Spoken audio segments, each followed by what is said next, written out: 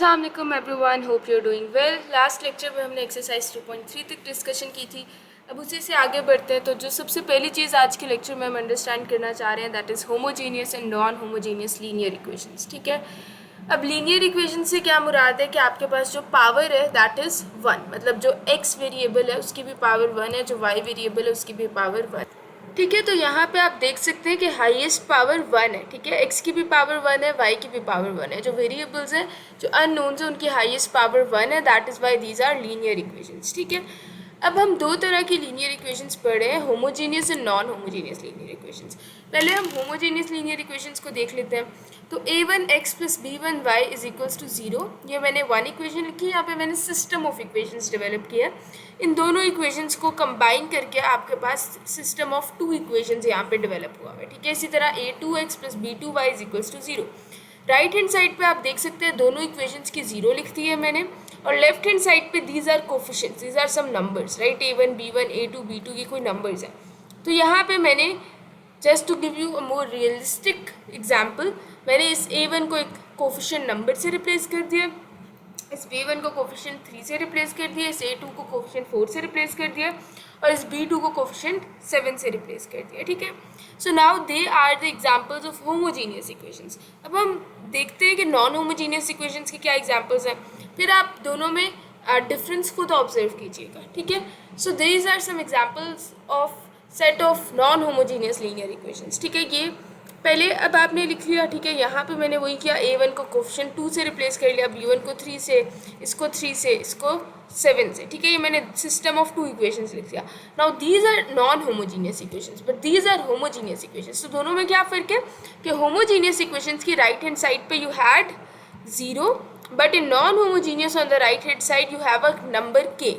ठीक है, you have a number on the right hand side. Here you had 0 on your right hand side. So that's the only difference between the two equations.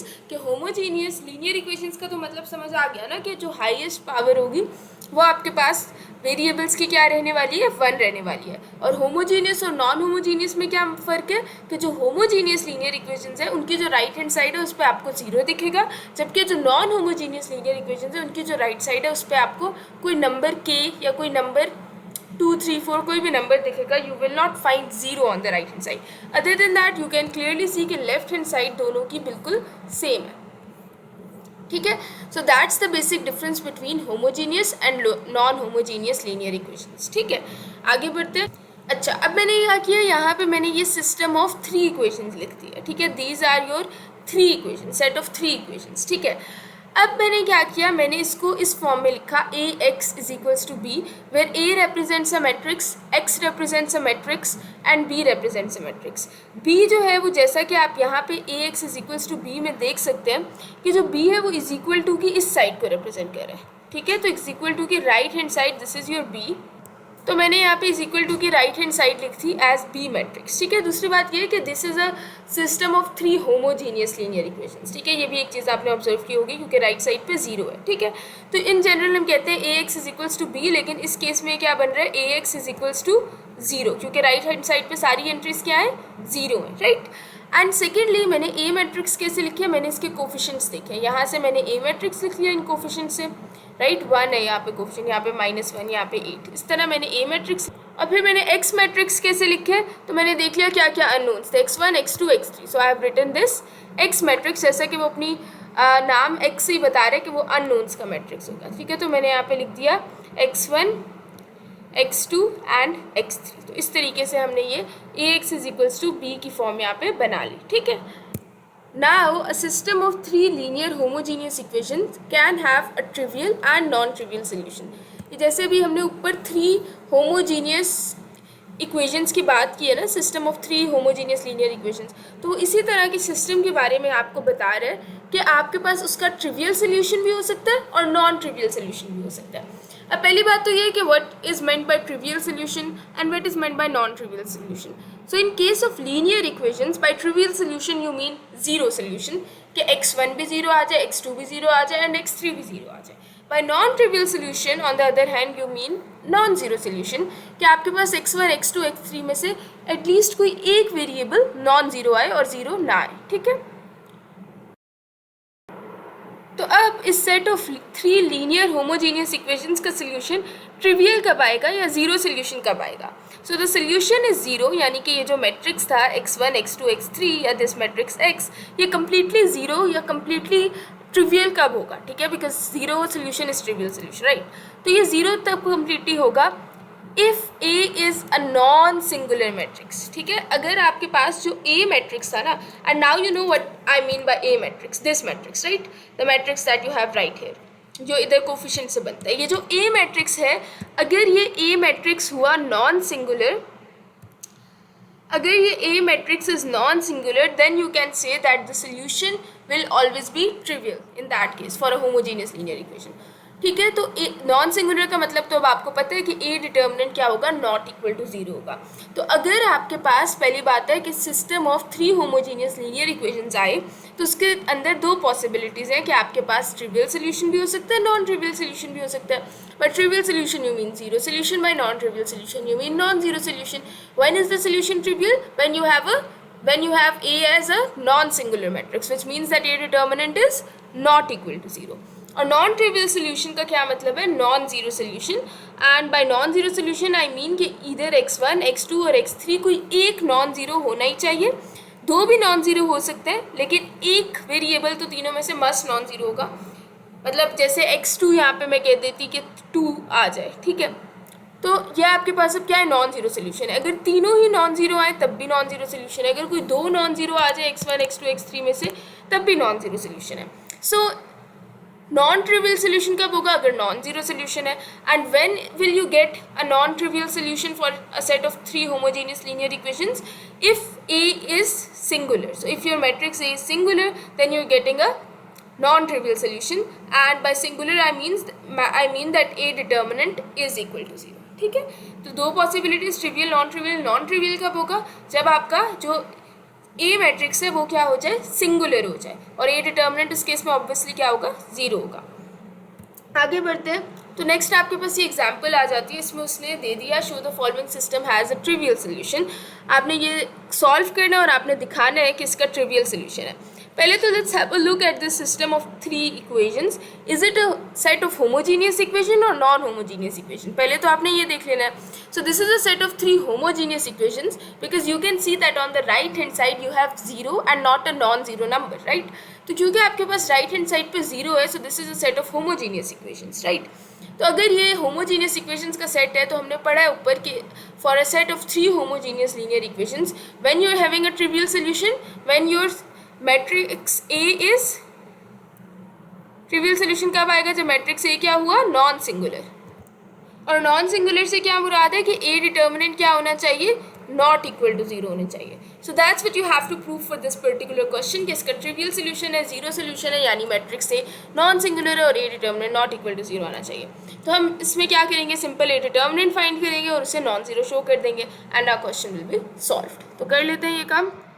तो सबसे पहले तो मैं matrix A लिख लेती हूँ, ताकि जो है वो मैं फिर उसका डिटर्मिनेंट ले सकूँ। सो मैट्रिक्स A आपके पास वेरिएबल्स के कोफिशिएंट से आता है।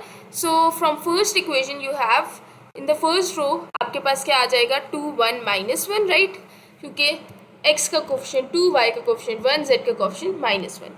इसी तरह सेकेंड रो में क्या आ जाएगा, 1 1 -1, and in the third row you will get 1 2 2। अब नेक्स्ट स्टेप क्या रहने वाला है कि आपने इस मैट्रिक्स का डिटर्मिनेंट लेना है। Since we are used to expanding matrices by row 1, तो हम इसे भी रो 1 से एक्सपैंड कर लेंगे।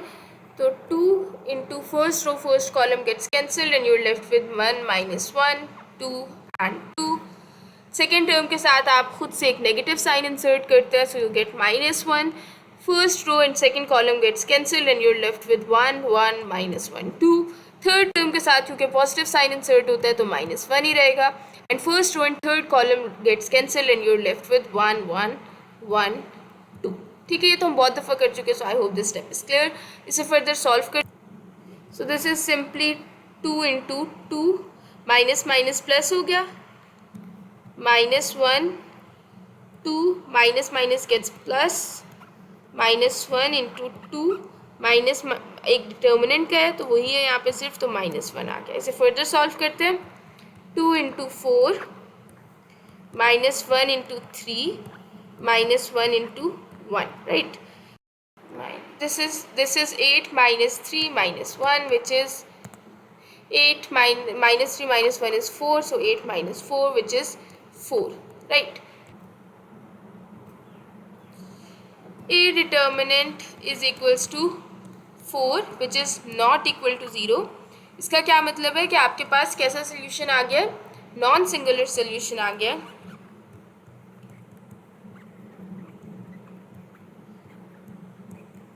So if the solution is non-singular, then you can say that the system has a trivial solution, right? तो हम लिख लेते, तो यहाँ पे आपने लिख दिया that thus the system of equations has a trivial solution. इसके बाद आप एक क्विक चेक भी कर सकते हैं कि आप इस सिस्टम ऑफ 3 इक्वेशंस को सॉल्व करें पूरा, ठीक है, जिस तरीके से आप सॉल्व करते हैं, ठीक है. फॉर एग्जांपल आप इक्वेशन 3 को इन टर्म्स ऑफ 2 वेरिएबल्स लिख लें, ठीक है, x को इन terms of y and z लिख लें, इक्वेशन 2 में उसे पुट कर दें, या करके दिखा देती हूँ.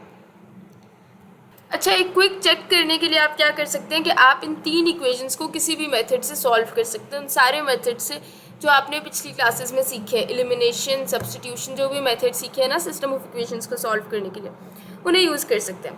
सो I have used a pretty simple way, ठीक है, आप भी अगर ये यूज़ करना चाहते हैं तो कर सकते हैं. अब हमें पता है, हमने क्वेश्चन कंप्लीट कर लिए. This is just a quick check. हमने क्वेश्चन में क्या प्रूव किया है कि ट्रिवियल सोल्यूशन है, ठीक है, यानी कि एक्स वाई जेड की वैल्यू क्या आने वाली है, 0 आने वाली है, चाहे आप जिस मर्जी मेथड से सॉल्व करें. सबसे पहले मैं क्या करती हूँ कि ये जो इक्वेशन 3 है, राइट, इस इक्वेशन 3 में से मैं x को इन टर्म्स ऑफ y और z लिख लेती हूँ. तो x को जब मैंने इन टर्म्स ऑफ y और z लिखा तो -2y -2z आ गया, and I call this equation star equation, right. अब मैं क्या करती हूँ, मैं इस स्टार इक्वेशन को इस इक्वेशन 2 में पुट करती हूँ. सो आई विल राइट, इस x की जगह पे मैं क्या पुट करने लगी हूँ, -2y -2z. So I have replace this x with -2y -2z, and ये प्लस y माइनस z तो एज इट इज आ गया, इज इक्वल्स टू 0. आप इसे किसी भी मेथड से सॉल्व कर सकते हैं. I have just solve it using one technique, ठीक है. फिर इसे सॉल्व कर लेते हैं. -2y plus y is -y, -2z minus z is -3z is equals to 0. यहाँ से y की वैल्यू निकल के आ जाती है -3z. इस इक्वेशन को मैंने कह दिया double star. Now you have y in terms of z. अगर मैं इस y को इक्वेशन 1 में पुट करूँ इन टर्म्स ऑफ z, तब भी मेरे पास 2 वेरिएबल्स होंगे इक्वेशन 1 में, एक x और एक z. तो इसलिए अभी भी मेरी इक्वेशन 1 सॉल्व नहीं होगी. इसलिए पहले मुझे इस x को भी किसी तरीके से इन टर्म्स ऑफ z लिखना है. तो इस x को इन टर्म्स ऑफ z लिखने के लिए मैं इस y को इस वाली चीज़ से रिप्लेस कर दूँगी, राइट. तो मैंने क्या किया, put double star in star. तो जब मैंने ये काम किया तो मैंने यहाँ पे x लिख दिया इज इक्वल्स टू y की क्या वैल्यू थी, -3z इंटू -2, ये वाला -2 -2z लिखा. जब आपने इसे सॉल्व किया so you get x is equals to 4z.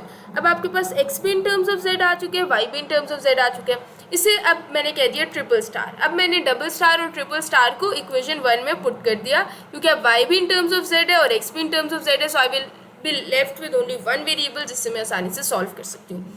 तो मैंने यहाँ पे क्या किया है, ये मैंने इक्वेशन 1 एज इट इज लिख ली है. Equation 1 was 2x plus y minus z is equals to 0. अब इसमें 1 बाय 1 वैल्यूज़ पुट करना शुरू करते हैं. x की वैल्यू डबल स्टार इक्वेशन से क्या आई थी, 4z, वो पुट कर दी. प्लस y की वैल्यू क्या आई थी आपके पास, -3z, वो पुट कर दी, minus z is equals to 0. Now you have this equation in terms of only one variable, so you can easily solve it. आपने इसे सॉल्व किया तो आपके पास यहाँ से z की वैल्यू क्या निकल के आ गई, 0, ठीक है. अब अगर z की वैल्यू 0 है and I put this value in my triple star equation that was x is equals to 4z, तो यहाँ से x भी निकल के क्या आ गया, 0. सिमिलर वे में y की भी हमने एक डबल स्टार इक्वेशन निकाली थी, y is equals to -3z. ये ऊपर एक इक्वेशन निकाल चुके हैं हम. तो इसलिए जब मैं इस वैल्यू को z की यहाँ पे पुट करूँगी तो y भी क्या आ जाएगा, 0. इसका क्या मतलब है कि आपने क्विक चेक भी कर लिया कि x वाकई में 0 है, y वाकई में 0 है, and z is also 0 indeed. So you can now say again it is indeed a trivial solution. तो क्योंकि हमें पहले ही पता चल चुका था कि हमारा A determinant not equal to 0 आया, नॉन सिंगुलर मैट्रिक्स है A. तो जब नॉन सिंगुलर मैट्रिक्स होते हैं तो आपके पास एक ट्रिवियल सोल्यूशन ही एग्जिस्ट करता है. सो आई होप आपको ये समझ आ गई होगी कि आप किस तरीके से system of 3 homogeneous linear equations को सॉल्व कर सकते हैं पूरा, ठीक है. This is one way. इसके अलावा आपकी बुक ने एलिमिनेशन से किया हुआ है, आप उस तरह भी कर सकते हैं, या you can use any technique as long you're able to solve it, ठीक है. आप ये भी कर सकते थे कि थर्ड इक्वेशन में y को इन टर्म थर्ड इक्वेशन में y को इन terms of x and z लिख लेते हैं, ठीक है, फिर y को सेकंड में पुट करते हैं, फिर कुछ y के टर्म्स में करते हैं, तो देयर आर मैनी पॉसिबिलिटीज़, ठीक है। आगे बढ़ते हैं। Okay, now this is example 12 of your book. इसमें उसने सेट ऑफ अगेन आपको 3 होमोजीनियस लीनियर इक्वेशंस दे दिए और वो कह रहे हैं कि show that the system of equations has non trivial solution. तो नॉन ट्रिवियल सोल्यूशन का मतलब होता है कि अब आपने शो करना है कि नॉन जीरो सोल्यूशन है, और मैं बता चुकी हूँ कि नॉन ट्रिवियल सोल्यूशन कब होता है, अगर मैट्रिक्स सिंगुलर हो, यानी कि आपने ये शो करना है कि जो मैट्रिक्स ए है वो क्या है, सिंगुलर है, विच मीन्स दैट उसका डिटर्मिनेंट क्या है, आपके पास जीरो है। So you simply have to show that A determinant is equals to zero. और ए मैट्रिक्स आप कोफिशिएंट से लिखते हैं, तो पहले हम ए मैट्रिक्स लिख लेते हैं, फिर उसका डिटर्मिनेंट फाइंड करते हैं and let's prove that it is zero. अगर ये जीरो आ गया तो उसका मतलब होगा कि सोल्यूशन क्या है, नॉन ट्रिवियल या नॉन जीरो है, ठीक है। So let's write matrix A ना। ओके, यहाँ पे मैट्रिक्स ए लिख लेते हैं। फर्स्ट रो के क्या एंट्रीज आ जाएंगी, 1 2 2। सेकेंड रो की क्या एंट्रीज आ जाएंगी, -2 1 -1, and in third row we have -1 5 and 4। अब इसका डिटर्मिनेंट फाइंड करते हैं, क्योंकि हम यूजुअली रो 3 से एक्सपैंड करते हैं, तो इसके लिए भी रो 3 से ही एक्सपैंड कर लेंगे, सॉरी रो 1 से ही एक्सपैंड कर लेंगे, क्योंकि in practice we usually expand with row 1। Okay, let's expand it now. तो पहले A11 पोजीशन पे यू हैव 1, ठीक है, रो 1 की फर्स्ट एंट्री 1 है, और फर्स्ट एंट्री के साथ आप पॉजिटिव साइन इंसर्ट करते हैं तो 1 ही आ गया। First row and first column gets cancel and you're left with 1 5 -1 4। इसको मैं डिटेल से इसलिए नहीं एक्सप्लेन करी क्योंकि इस स्टेज पे चैप्टर की अब ये बातें आपको पता होनी चाहिए। With second term we enter insert a negative sign, तो -2 आ गया। First row, second column gets cancelled, -2, -1, -1, 4. If you're unable to understand this, then please watch my previous videos first and then come here and try to understand this lecture, because this is now the last part of this chapter. तो directly तो ये समझ नहीं आएगा ना। +2, क्योंकि third term के साथ हम पॉजिटिव साइन एंटर करते हैं। First row and third column gets cancelled and you're left with -2 1 -1 5। अब इसे सॉल्व कर लेते हैं। You have 1 into 5, 1 into 4 is 4, और एक डिटर्मिनेंट का माइनस होता है, तो -1 क्योंकि 1 के साथ है, माइनस माइनस प्लस हो गया, and you have 5। -2 into 4 is -8. You have 3 negative signs here because एक डिटर्मिनेंट का भी नेगेटिव है, so 3 negative sign gives you a negative sign and you are left with 1 into 1 is 1. +2, -2 into 5 is -10, और एक determinant का negative sign, तो minus minus plus 1, right. इसे solve करते हैं आगे। ये आ गया। अब 9 + 9 into 2 is 18, -9 into 2 is 18. Okay, I have made a slightest mistake. Actually जो बुक का वर्जन है मेरे पास, उसमें ये क्वेश्चन गलत लिखा हुआ है, but when I saw the latest version of the book, तो उसमें x + y + 2z is the first equation. So you get 1 over here, right, and when you expand it by row 1 you get 1 over here, right. फिर ये वाली चीज़ भी 1 हो जाएगी, ऐसे ही है, फिर ये भी 1 हो गया। So now this is minus minus plus, but this is not 18, this is 9 + 9 - 18, right. So this is 18 - 18 which is equals to 0. That means कि आपका ए डिटर्मिनेंट अगर 0 आ जाता है तो व्हाट दैट मीन्स इज़ कि ये सिंगुलर मैट्रिक्स है। दैट यू कैन राइट कि इसका सोल्यूशन क्या रहने वाला है, नॉन ट्रिवियल। तो आपने शो कर दिया कि the given matrix has a non trivial solution, which means कि इस मैट्रिक्स का आपके पास नॉन जीरो सोल्यूशन आएगा। यही आपने प्रूव करना था। Now if you want to find that solution कि क्या नॉन ट्रिवियल सोल्यूशन आएगा, तो जिस तरह मैंने एग्जांपल 11 में आपको तीनों इक्वेशन सॉल्व करके बताई थी, आप इधर उस टेक्निक से या किसी और टेक्निक से, एलिमिनेशन, सब्स्टिट्यूशन, जो हमने ऊपर किया था, दैट वाज बेसिकली सब्स्टिट्यूशन, ना कि हम एक वेरिएबल को इन टर्म्स ऑफ अदर वेरिएबल्स दूसरी इक्वेशन में सब्स्टिट्यूट करें, ठीक है। तो आप एलिमिनेशन भी कर सकते हैं, जो मेथड जिससे आप कंफर्टेबल है उससे आप तीनों वेरिएबल्स के आंसर्स निकाल सकते हैं, ठीक है, and you can right the answers जो आएंगे, ठीक है, तो वो नॉन ज़ीरो आंसर्स आ रहे होंगे आपके पास। आगे बढ़ते हैं। ओके, अब हम एग्जाम्पल 13 पे आ गए। उसमें उसने हमसे क्या पूछा है कि for what value of lambda the system has non trivial solution.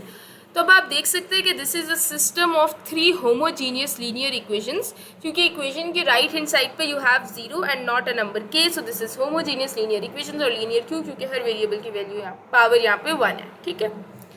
अब वो कहते हैं कि this for what value of lambda the system has non trivial solution. तो इस बात का क्या मतलब है कि नॉन ट्रिवियल सोल्यूशन? आपको पता है कि नॉन ट्रिवियल सोल्यूशन का मतलब है non zero solution. When do you have a non trivial solution? जब मैट्रिक्स क्या हो? सिंगुलर हो, जब डिटर्मिनेंट 0 आए ए का, तो फिर आप क्या कहते हैं कि the system has a non trivial solution. तो बेसिकली आपने क्या करना है, आपने इफ पहले तो हमें पता है ना कि नॉन ट्रिवियल सोल्यूशन का मतलब क्या है, वो लिख लेते हैं कि A determinant is equals to 0। That is what non trivial solution simply means, कि जो भी मैट्रिक्स ए है उसका जब आप डिटर्मिनेंट लेंगे तो वो 0 आएगा। अब हम मैट्रिक्स ए लिख लेते हैं, तो मैट्रिक्स ए आप कोफिशिएंट से लिख रहे होते हैं। तो जो फर्स्ट इक्वेशन है उसके फर्स्ट रो आप वहाँ से बनाएंगे 1, क्योंकि x का कोफिशिएंट 1, y का coefficient -1, so you get -1 and you right 2 here. इसी तरह यहाँ देखें फर्स्ट रो का पहला कोफिशिएंट 1, -1 एंड 2। इसी तरह यहाँ पे आपने लिख लिया 2, 1 एंड लेमडा 3, 1 एंड 2। यहाँ तक ठीक है कि आपने मैट्रिक्स ए फिगर आउट कर लिया क्या है, और आपने क्योंकि उसने क्वेश्चन में लिखा हुआ था कि it has a non trivial solution, तो आपने बता दिया कि नॉन ट्रिवियल सोल्यूशंस का मतलब ये है कि ए डिटर्मिनेंट 0 के इक्वल होगा। मतलब नॉन ट्रिवियल सोल्यूशन का ये मतलब है ना होमोजेनियस लीनियर इक्वेशन के केस में कि it is a singular matrix, right. तो आप यही कर लें, A determinant is equals to 0 कर दें, तो वहाँ से लेमडा की वो वैल्यू आ जाएगी जिसके लिए आपके पास ए डिटर्मिनेंट इक्वल टू 0 होगा, और जिसके लिए आपके पास नॉन ट्रिवियल सोल्यूशन एग्जिस्ट करेगा, ठीक है। तो अब हम क्या करेंगे, A determinant is equal to 0 ये वाली इक्वेशन लिखने की कोशिश करते हैं। तो मैंने मैट्रिक्स ए का डिटर्मिनेंट लिख दिया और उसे मैंने इक्वल टू 0 लिख दिया as suggested by this thing, as suggested in the question कि नॉन ट्रिवियल सोल्यूशन और ए डिटर्मिनेंट इक्वल टू 0 है। तो उसने यही पूछा है कि कब नॉन ट्रिवियल सोल्यूशन होगा, कब ए डिटर्मिनेंट 0 के इक्वल होगा, लेमडा की क्या वैल्यू हो कि ए डिटर्मिनेंट 0 के इक्वल हो जाए और आपके पास क्या हो, नॉन ट्रिवियल सोल्यूशन आ जाए, ठीक है। तो आपने क्या करना है, लेमडा की वो वैल्यू फाइंड करनी है। तो इसे अगर आप एक्सपैंड कर लें तो आपके पास लेमडा की वो पर्टिकुलर वैल्यू आ जाएगी जिसके लिए नॉन ट्रिवियल सोल्यूशन एग्जिस्ट कर रहा होगा। सिंस हमारी प्रैक्टिस में है कि हम हमेशा रो 1 से एक्सपैंड करते हैं, तो यहाँ पे भी हम रो 1 से एक्सपैंड करने चाहिए। तो अब हम इसको रो 1 से एक्सपैंड कर लेते हैं। फर्स्ट टर्म के साथ you insert a positive sign, so you get 1 here. First row and first column gets cancelled and you are left with 1 lambda 1 2। Second term के साथ you insert a negative sign, लेकिन क्योंकि वो खुद पहले से नेगेटिव है so you get a positive 1। First term second column gets cancelled and you are left with 2 3 lambda 2। With third term you insert a positive sign, so you get +2. First term and third column gets cancelled and you're left with 2 3 1 1 is equals to 0. इसे further solve कर लेते हैं. This implies 1 into 2 is 2 minus 1 into lambda is 1 minus determinant का plus 1 2 into 2 is 4 minus 3 lambda plus 2 2 into 1 is 2 minus 3 is equals to 0. This is equal to 2 minus lambda plus 4 minus 3 lambda plus 4 2 into 2 is 4 minus बल्कि 2 minus 3 कर लेते ना -1 plus 2 into -1 आ गया. This is equal to 0. This is positive 2, this is negative 2, this gets cancelled with each other. तो 4 आ गया और -3 lambda minus lambda is -4 lambda is equals to 0. 4 lambda is equals to 4. तो इधर से lambda की क्या वैल्यू आ गई 1. Thus the required value of lambda for which the matrix or the system of equations act as for which the system of equation gives non-trivial solution is 1. यहाँ पे आपने mention भी कर दिया thus for lambda is equals to 1 the system has non-trivial solution. Moving forward, finally इसमें हम ये proof भी कर देते हैं कि अगर मैं मैट्रिक्स ए में लेमडा की जगह 1 लिख दूँ तो वाकई डिटर्मिनेंट जो है वो 0 आता है, ठीक है, जिसका मतलब है वाकई वो एक सिंगुलर मैट्रिक्स आता है और उसका वाकई में नॉन ट्रिवियल सोल्यूशन आता है. So this was matrix A. बाकी मैंने एस्टिस लिख दिया, इधर लेमडा की जगह पे आई हैव रिटन 1, राइट. अब इसे अगेन आप रो 1 से एक्सपैंड कर लें ओके, तो फर्स्ट रो की first entry is 1, positive sign first term के साथ इंसर्ट करते हैं आप, तो +1 आ गया। First row and first column gets cancel and you are left with 1 1 1 2। Second entry के साथ आप खुद से एक नेगेटिव साइन इंसर्ट करते हैं, तो माइनस माइनस +1 आ गया। First row and second column gets cancel and you are left with 2 3 1 2। Third entry के साथ आप खुद से एक पॉजिटिव साइन एंटर करते हैं, तो +2 ये आ गया। And first row and third column gets cancel and you are left with 2 3 1 1। इसे सॉल्व कर लेते हैं। Okay, so this is 1 1 into 2 is 2 minus 1 plus 1 2 into 2 is 4 minus 3 plus 2 2 into 1 is 2 minus 3, right. इसे फर्दर सॉल्व किया तो 2 minus 1 1 आ गया, plus 4 minus 3 is also 1, plus 2 into 2 minus 3 is minus 1, so this is 2 minus 2 which is simply 0। तो इसका मतलब है कि जो हमारी इनिशियल कंडीशन थी कि ए डिटर्मिनेंट 0 आएगा अगर हम लेमडा की वैल्यू 1 पुट करें, तो ये बात ठीक है। और ए डिटर्मिनेंट 0 आने का मतलब है कि मैट्रिक्स सिंगुलर है ए, जिसका मतलब ऑटोमेटिकली है कि ये ही मैट्रिक्स ए आपको एक नॉन ट्रिवियल सोल्यूशन दे रहा होगा, ठीक है। तो ये एक चीज़ थी जो रह गई थी बताना। अब हम फाइनली आगे ओके, अभी तक हमने एक पोर्शन स्टडी किया है या एक पार्ट स्टडी किया जिसमें हमने होमोजीनियस लीनियर इक्वेशंस का सोल्यूशन डिस्कस किया था, जो कि इधर ट्रिवियल या नॉन ट्रिवियल हो सकता है बेस्ड ऑन द फैक्ट कि ट्रिवियल तब होगा अगर ए मैट्रिक्स नॉन सिंगुलर हुआ और नॉन ट्रिवियल तब होगा अगर ए मैट्रिक्स इज सिंगुलर। अब अगर हम नॉन होमोजीनियस लीनियर इक्वेशंस को डिस्कस करें विच आर, जिनकी राइट हैंड साइड पे कोई नंबर हो कि वो 0 ना हो राइट हैंड साइड, राइट। तो अगर हम नॉन होमोजीनियस लीनियर इक्वेशंस की बात करें तो उनमें फर्दर दो तरह के सोल्यूशंस एग्जिस्ट करते हैं, इधर दे आर कंसिस्टेंट सोल्यूशंस और इनकंसिस्टेंट सोल्यूशंस। कंसिस्टेंट सोल्यूशन कब के अंदर ऐसा भी हो सकता है कि आपके पास सिस्टम ऑफ इक्वेशंस का एक यूनिक सोल्यूशन आए, मतलब जब आप पूरा सॉल्व कर लें तो आपके पास x की एक यूनिक वैल्यू आ रही हो, y की एक यूनिक वैल्यू आ रही हो, z की एक यूनिक वैल्यू आ रही हो, या आपके पास इनफाइनाइटली मैनी सोल्यूशंस है, मतलब आपका आंसर इन्फिनिटी आ जाए, ठीक है, x y z का। इनकंसिस्टेंट सोल्यूशन कब होगा? जब कोई सोल्यूशन ही ना एग्जिस्ट करे, नो सोल्यूशन अगर आ जाए, तो हम कहेंगे कि the system of non homogeneous linear equation has an inconsistent solution, right. अब हम ऐसी एग्जाम्पल्स बुक से उठा लेते हैं जिसमें जो उसने 1 बाय 1 इन सारी टाइप्स की दी हुई, और उनको सॉल्व करेंगे और देखेंगे किस तरीके से यूनिक सोल्यूशन एग्जिस्ट कर सकते हैं आपके पास, या मैनी सोल्यूशंस एग्जिस्ट कर सकते हैं, या फिर नो सोल्यूशन भी आ सकता है, ठीक है। सो let's do that now.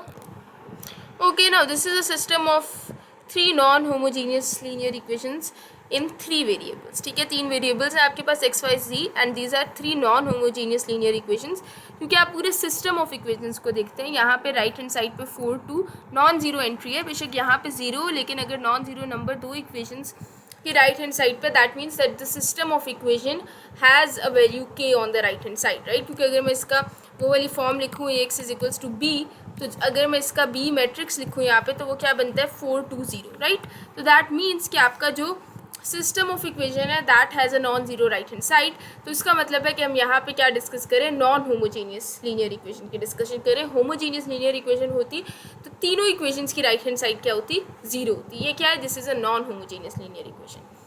Okay, अब हम इसे सॉल्व करते हैं। तो हम इसे elementary row elementary row operations use करके सॉल्व कर लेते हैं इन इक्वेशंस को। तो पहले मैं यहाँ पे मैट्रिक्स ए लिखूंगी, that is going to be the coefficients of your given left hand side, या कोफिशिएंट्स ऑफ योर वेरिएबल, ठीक है। तो पहली रो क्या बनेगी, एक्स का कोफिशिएंट 2, वाई का coefficient 2 and you have -1 as the coefficient of z, ठीक है। फिर आप सेकेंड रो क्या बनेगी, 1 -2 1 and third row will be 1 1, z का कोफिशिएंट क्या है 0, क्योंकि यहाँ पे बेसिकली 0z यहाँ पे एग्जिस्ट करे, जो कि उसने नहीं लिखा बिकॉज 0z इज सिंपली 0, तो वो लिखने की ज़रूरत नहीं थी, ठीक है। But we will write 0 over here, ठीक है। और यहाँ पे अब आप क्या लिखते हैं, राइट हैंड साइड लिखते हैं, ठीक है, विच इज़ 4 2 0, राइट। यहाँ बीच में let's place this wall and let's write 4 2 0। अब हम करेंगे क्या कि जिस तरह वो एक्सरसाइज 2.3 के क्वेश्चंस में करते थे ना, कि यहाँ पे हम रिड्यूस्ड एचेलॉन फॉर्म बनाते थे, और जो ये वाली साइड होती थी वो आपको आपको क्या दे देती थी, इन्वर्स ऑफ मैट्रिक्स दे देती थी। यहाँ पे हम क्या करेंगे, यहाँ पे हम रिड्यूस्ड एचेलॉन फॉर्म बना लेंगे, और जो ये वाली साइड है वॉल के राइट साइड पे जो वैल्यूज़ लिखी हुई हैं वो आपको क्या दे देंगी, x y z की रिक्वायर्ड वैल्यूज़ दे देंगी, ठीक है।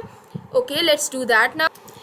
अच्छा, अब पहली बात क्या है कि जो आपके पास A11 पोजीशन पे जो रिड्यूस्ड एचेलॉन फॉर्म होती है उसे हम साइड पे लिख भी देते हैं, जो 3/3 की रिक्वायर्ड रिड्यूस्ड एचेलॉन फॉर्म रहेगी, जो हमारी रेफरेंस, जो हमारा टारगेट है, ठीक है। You want to create this form on the left hand side of your wall, right.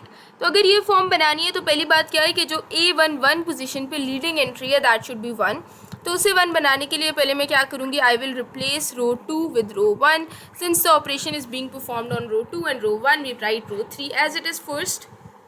Okay, मैंने रो 3 एज इट इज़ लिख लिया। अब मैं रो 1 की जगह पे रो 2 लिखने जा रही हूँ। सो 1 - 2 1 2, दिस वॉज योर रो 2। और अब मैं रो 2 की जगह पे रो 1 लिखने जा रही हूँ, दैट इज़ 2 2 - 1 4, ठीक है। अब हमारी लीडिंग एंट्री क्या आ चुकी है, 1 आ चुकी है, ठीक है। देखिए, और एक और बात, जो भी ऑपरेशन परफॉर्म करना है वो यहाँ से लेकर के यहाँ तक पूरी रो पे परफॉर्म करना है। सो वॉल के इस तरफ वाली एंट्री भी मैं नीचे ले आई हूँ, ठीक है, जब मैंने रिप्लेस किया, और ये एंट्री भी मैं ऊपर ले गई हूँ, right. Okay, now the next thing is कि आपको ये तो आपको वैसे, अगर if you have watch my previous videos जिनमें मैंने 2.3 एक्सप्लेन किया, तो फिर तो ये बहुत आसान हो गया होगा। अब आपने क्या करना है, इस वाले लीडिंग 1 के नीचे इस एंट्री को 0 बनाना है और इस एंट्री को 0 बनाना है। तो इस पर्टिकुलर एंट्री को मैं 0 कैसे बना सकती हूँ, I can make it 0 by performing this operation, row 2 - 2 times row 1, and since the operation is being performed on your row 2, so we write row 1 and row 3 as it is, ठीक है। तो पहले तो मैं क्या करूँगी, रो 1 और रो 3 को एज इट इज़ लिख लेती हूँ। Okay, so now 2 - 2 times 1 is 0, ठीक है। इसको 0 बनाने के लिए ही मैंने ये ऑपरेशन परफॉर्म किया था। रो 2 की सेकेंड एंट्री क्या है, 2 - 2 इंटू रो 1 की सेकेंड एंट्री क्या है, -2। So you gate 2 + 4 which is 6। आगे बढ़, रो 2 की थर्ड एंट्री क्या है आपके पास, -1 - 2 into 1, this is -1 - 2 which is simply -1। Last entry पे आ जाते हैं रो 2, this is -1 - 2, so this gives you -3 not -1, ठीक है। तो यहाँ पे -3 आ जाएगा। अब हम रो 2 की लास्ट एंट्री पे, तो रो 2 की लास्ट एंट्री क्या है, 4 - 2 इंटू रो 1 की फोर्थ एंट्री क्या है, 2, so this is 4 - 4 which is simply 0। अब हम अपने टारगेट रिड्यूस्ड एचेलॉन फॉर्म पे एक दफ़ा गौर करते हैं। So you need a 0 over here as well, ठीक है। ये वाली एंट्री आपने 0 बना ली, अब आपको यहाँ पे 0 चाहिए। तो यहाँ पे इस एंट्री को 0 बनाने के लिए मैं सिंपली क्या ऑपरेशन परफॉर्म कर सकती हूँ, रो 3 - रो 1, एंड सेकेंडली मैं रो 3 को रो 2 से माइनस क्यों नहीं कर रही, या रो 3 का कोई ऑपरेशन रो 2 के साथ क्यों नहीं परफॉर्म कर रही, क्योंकि रो 2 की फर्स्ट एंट्री 0 है, and 1 - 0 can never give me 0, ठीक है। So that is why I am not performing an operation with row 2, rather I am preferring to perform an operation with row 1. Now since the operation is being performed on row 3, first of all you will write row 1 and row 2 as it is. Okay, अब रो 1 और row 2 as it is लिख लिया। तो row 3 पे operation perform करते हैं। रो 3 की first entry is 1 and row 1 की first entry is also 1, so 1 - 1 is simply 0, और इसको 0 बनाने के लिए यही मैंने ये ऑपरेशन परफॉर्म किया था। रो 3 की सेकेंड एंट्री क्या है, 1, माइनस रो 1 की सेकेंड एंट्री क्या है, -2, so this is 1 + 2 which is 3। रो 3 की थर्ड एंट्री क्या है आपके पास, 0, माइनस रो 1 की third entry is 1, so 0 - 1 is simply -1, and the last entry of row 3 is 0, and row 1 की फोर्थ एंट्री -2 है, सो दिस इज -2। ओके, अब आपने यहाँ पे अपनी ये वाली जो चीज़ है, कॉलम 1 1 0 0 वो बना लिया। Column 1 is now 1 0 0। अब नेक्स्ट आपका टारगेट क्या है कि यहाँ पे मैं 1 बना लूँ इस एंट्री को, फिर इस 1 के नीचे 0 लाऊँ, राइट। यही करना है ना, अगर मैंने रिड्यूस्ड एचेलॉन फॉर्म बनानी है। पूरी चैप्टर में हम यही करते आए हैं, ठीक है। सो this is not something new. तो उसके लिए हम क्या कर लेते हैं, रो 2 को डिवाइड कर लेते हैं 6 से to make this entry 1, and since the operation is being performed on row 2, so first you write row 1 and row 3 as it is. अच्छा, अब रो 2 को के हर एंट्री को डिवाइड कर देते हैं 6 से, तो 0 divided by 6 is 0, 6 divided by 6 is 1, -3 divided by 6 is -1/2, 0 divided by 6 is 0। अब देखिए मेरी इस ऑपरेशन से जो ये वाला 0 था जो मैंने ऑलरेडी बनाया था रिड्यूस्ड एचेलॉन फॉर्म के लिए, वो डिस्टर्ब नहीं हो रहा, ठीक है। So that means this operation is correct. जो भी आपने प्रीवियस ऑपरेशंस परफॉर्म किए होते हैं to make reduced echelon form, आप जो भी नया ऑपरेशन परफॉर्म करें उससे वो पिछला काम डिस्टर्ब नहीं होना चाहिए, ठीक है। इफ़ अगर आप ऐसा ऑपरेशन ही परफॉर्म करें जिससे पिछला काम डिस्टर्ब नहीं हो रहा, then you going in the right direction. आगे बढ़ते हैं। Now let's have a look at reduced echelon form. तो यहाँ पे अब आपने 1 बना लिया, अब इस 1 के नीचे इस एंट्री को क्या होना चाहिए, 0 होना चाहिए।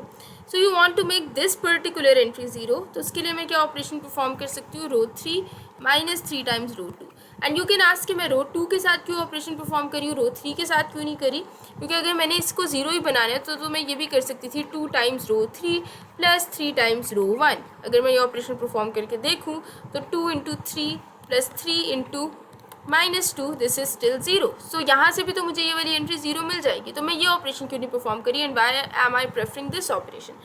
तो most of you, I am hopeful कि अब आप लोगों में से ज़्यादा बच्चे इस क्वेश्चन को आंसर कर सकते होंगे, लेकिन still I am answering it for you. So the answer is pretty simple. अगर मैं ये ऑपरेशन रो 3 की फर्स्ट टर्म पे परफॉर्म करूँ, so I get 2 into 0 plus 3 into 1 which is 3। तो यहाँ पे मैं नेक्स्ट स्टेप में क्या ले आऊँगी, अगर मैंने ये ऑपरेशन परफॉर्म किया तो 3 ले आऊँगी। लेकिन मैं तो अभी बताया मैंने कि पिछला काम डिस्टर्ब नहीं करना चाहती, और रिड्यूस्ड एचेलॉन फॉर्म में तो यहाँ पे 0 होता है, और यहाँ पे अगर मैं 3 ला रही हूँ तो फिर दिस बिकॉज ऑफ दैट, क्योंकि मेरा इससे पिछला काम डिस्टर्ब हो रहा है जो मैंने रिड्यूस्ड एचेलॉन फॉर्म बनाने के लिए काम किया था। So because of that this operation is incorrect and only this operation is valid in this case. So let's perform this operation, and since the operation is being performed on row 3, so first you write row 1 and row 2 as it is. Okay, so performing this operation on the row 3 now, so 0 minus 3 times 0 is 0. इसका मतलब है ये operation valid है क्योंकि इस operation से ये वाला 0 डिस्टर्ब नहीं हो रहा. 3 minus 3 times 1 is 0, और इसको 0 बनाने के लिए मैंने ऑपरेशन परफॉर्म किया था. रो 3 की third entry is -1, -3 into row 2 की थर्ड एंट्री क्या है, -1/2. तो ये आपके पास आ जाता है 1/2. रो 3 की फोर्थ एंट्री क्या है, -2, -3 इंटू रो 2 की लास्ट एंट्री क्या है, 0. So this is -2. ठीक है, अब हम फिर से रिड्यूस्ड एचेलॉन फॉर्म पे जाते हैं and let's have a look at that. तो यहाँ पे अब आपने 1 0 0 बना लिया, this is 1, this is 0 now. अब आगे मर्जी है, आप जिस मर्जी डायरेक्शन में प्रोसीड करें, बस वो फॉर्म अचीव करनी होती है. तो दूसरी चीज़ जो मैं यहाँ पे देख सकती हूँ वो ये है कि अगर मैं इस रो 3 को 1/2 से डिवाइड कर दूँ तो वो जो आइडियल 0 0 1 फॉर्म होती है मेरे पास रिड्यूस्ड एचेलॉन फॉर्म में, वो मुझे मिल जाएगी, और बाकी काम भी मेरा 0 0s भी डिस्टर्ब नहीं होंगे. तो एटलीस्ट एक रो तो मेरे पास स्टैंडर्ड रिड्यूस्ड एचेलॉन फॉर्म में आ जाएगी. तो पहले मैं ये ऑपरेशन परफॉर्म कर लेती हूँ कि रो 2 divided by 1/2, so I gate a 1 here. And since the operation is being performed on row 3, first you write row 1 and row 2 as it is. Okay. Now, अच्छा यहाँ पे मैंने रो 3 को डिवाइड कर दिया 1/2 से, सो 0 divided by 1/2 is 0, 0 divided by 1/2 is 0, 1/2 divided by 1 is 1, 1/2 divided by 1/2 is 1, and -2 को जब आपने 1/2 से डिवाइड किया तो वो क्या आ जाता है आपके पास, -4. वैसे आप यहाँ से भी अपने आंसर्स निकाल सकते हैं XYZ के. ठीक है, वो कैसे निकाल सकते हैं, आप यहाँ से डायरेक्ट लिखते हैं 0x + 0y + 1z is equals to -4 from the last row. ठीक है, तो वहाँ से आपके पास z की वैल्यू आ जाती है -4. और जो हमने सोचा हुआ हम वही कर लेते हैं कि इसको पहले पूरा रिड्यूस्ड एचेलॉन फॉर्म तक ले जाते हैं और फिर अपने आंसर्स लिख देते हैं. ठीक है, so if you do that, तो उसके लिए अभी हमें कुछ और ऑपरेशंस परफॉर्म करने होंगे. अच्छा, अब हम देखते हैं कि हमारी रिड्यूस्ड एचेलॉन फॉर्म क्या थी. यहाँ 1 0 0 आ चुके हैं, ये रो 0 0 1 बन चुकी है. अब इस सेकेंड रो को 0 1 0 बना लेते हैं, फिर फर्स्ट रो पे आ जाएंगे आखिर में. सो दिस इज़ 0 1 हमारे मैट्रिक्स में. ठीक है, सिर्फ ये वाला 0 मिसिंग है. देखें, ये 0 1 आया हुआ है आपके पास, सिर्फ ये वाला 0 मिसिंग है. ठीक है, तो इसको 0 बनाने के लिए मैं क्या ऑपरेशन परफॉर्म कर सकती हूँ, I can perform row 2 plus 1/2 times row 3. I can perform row 2 plus 1/2 times row 3. इससे क्या होगा कि जो ये वाली एंट्री है ये क्या हो जाएगी, 0 हो जाएगी. और अगर मैं पहली 2 एंट्रीज पे ये ऑपरेशन परफॉर्म करूँगी तो वो 0 और 1 ही रहेंगी, वो डिस्टर्ब नहीं होंगी, क्योंकि रो 3 की पहली 2 एंट्रीज क्या है, 0 है. तो ऑब्वियसली जब आप कुछ भी 0 में कोई भी चीज़ 0 में ऐड करते हैं तो you get that original thing as a result. तो 0 1 0 1 ही रहेगा. इसके बजाय अगर आप ये ऑपरेशन रो 1 के साथ परफॉर्म करते हैं, लेट्स से आप करते 2 टाइम्स रो 2 प्लस रो 1. ठीक है, इससे क्या होता है, ये वाली एंट्री तो 0 हो जाती, लेकिन ये वाली एंट्री भी डिस्टर्ब हो जाती है और ये वाली एंट्री भी डिस्टर्ब हो जाती है. इसलिए this operation is incorrect and only this is the valid operation. The operation is being performed on row 2, so first you should write row 1 and row 3 as. Okay, तो रो 2 की first entry है 0, 0 plus 1/2 times 0 is 0, 1 plus 1/2 times 0 is 1। तो ये दोनों entries disturb नहीं हुई, जिसका मतलब है कि ये ऑपरेशन वैलिड है। रो 2 की third entry is -1/2 plus 1/2 into rho 3 की थर्ड एंट्री इज़ 1। तो ये आपके पास 0 आ गया। इसको 0 बनाने के लिए ये आपने ये ऑपरेशन परफॉर्म किया था। रो 2 की फोर्थ एंट्री पे रो 2 की fourth entry is 0 plus 1/2 into rho 3 की fourth entry is -4। So this is simply -2। अब अगर आप गौर करें तो आपने रो 2 को भी रिड्यूस्ड एचेलॉन फॉर्म में लिख दिया, आपने रो 3 को भी रिड्यूस्ड एचेलॉन फॉर्म में लिख दिया। सिर्फ रो 1 जो है that is not in reduced echelon form. तो इसे रिड्यूस्ड एचेलॉन फॉर्म बनाने के लिए क्या करें, फिर से अपनी standard target reduced echelon form पे गौर करते हैं। सो नाउ ये काम हमने कर लिया, इस रो का काम भी हमने कर दिया। सिर्फ इस एंट्री को और इस एंट्री को अब 0 बनाना है। तो पहले हम let's work on making this particular entry 0, ठीक है। तो अगर मैं इस एंट्री को 0 बनाना चाहती हूँ तो उसके लिए there is only one valid operation, row 1 plus 2 times row 2, क्योंकि ऑब्वियसली ये एंट्री रो 3 के साथ काम करके तो 0 बनेगी नहीं, क्योंकि रो 3 की तो सेकेंड एंट्री इटसेल्फ 0 है, ठीक है। तो -2 plus 0 can never be equal to 0। तो इसलिए हम रो 1 प्लस 2 टाइम्स रो 2 कर लेते हैं। And secondly operation is being performed on row 1, so first you should write row 2 and row 3 as it is. Okay, 1 plus 2 times 0 is 1। ये वाला 1 मैं disturb नहीं करना चाह रही थी, क्योंकि दिस 1 शोज़ कि पहली एंट्री फर्स्ट रो की ऑलरेडी रिड्यूस्ड एचेलॉन फॉर्म में ही है, ठीक है। तो ये 1 डिस्टर्ब नहीं हो रहा, that means that this is a valid operation. Row 1 की second entry is -2 plus 2 into row 2 की सेकेंड एंट्री 1 है, दिस इज़ 0। इसको 0 बनाने के लिए ही ये मैंने ऑपरेशन परफॉर्म की थी। रो 1 की third entry is 1 plus 2 into 0, you get a 1 over here. Row 1 की फोर्थ एंट्री क्या है, 0 प्लस 2 इंटू रो 2 की फोर्थ एंट्री क्या है, -2। So this is -4। Now the last thing that you have to do is कि आपने इस वाले 1 को 0 बनाना है, ठीक है, as you can also see in your standard reduced echelon form. तो इस 1 को 0 बनाने के लिए मैं क्या ऑपरेशन परफॉर्म कर सकती हूँ, रो 1 माइनस रो 3। ऑब्वियसली रो 2 की तो थर्ड एंट्री 0 है, तो रो 2 के साथ तो कोई ऑपरेशन परफॉर्म करके आप इसे किसी भी सूरत 0 नहीं बना सकते, क्योंकि 1 प्लस माइनस 0 टाइम्स के जब भी आप करेंगे, के कुड बी एनी नंबर, तो आपके पास हमेशा 1 ही आंसर आएगा, कभी भी 0 नहीं आ सकता, ठीक है। So because of this reason this operation is invalid in this case and only this operation is valid. अब रो 1 पे ऑपरेशन परफॉर्म हो रहा है, तो पहले तो रो 2 और रो 3 को एज इट इज़ लिख लेते हैं। Okay, so 1 minus 0 is 1, 0 minus 0 is 0।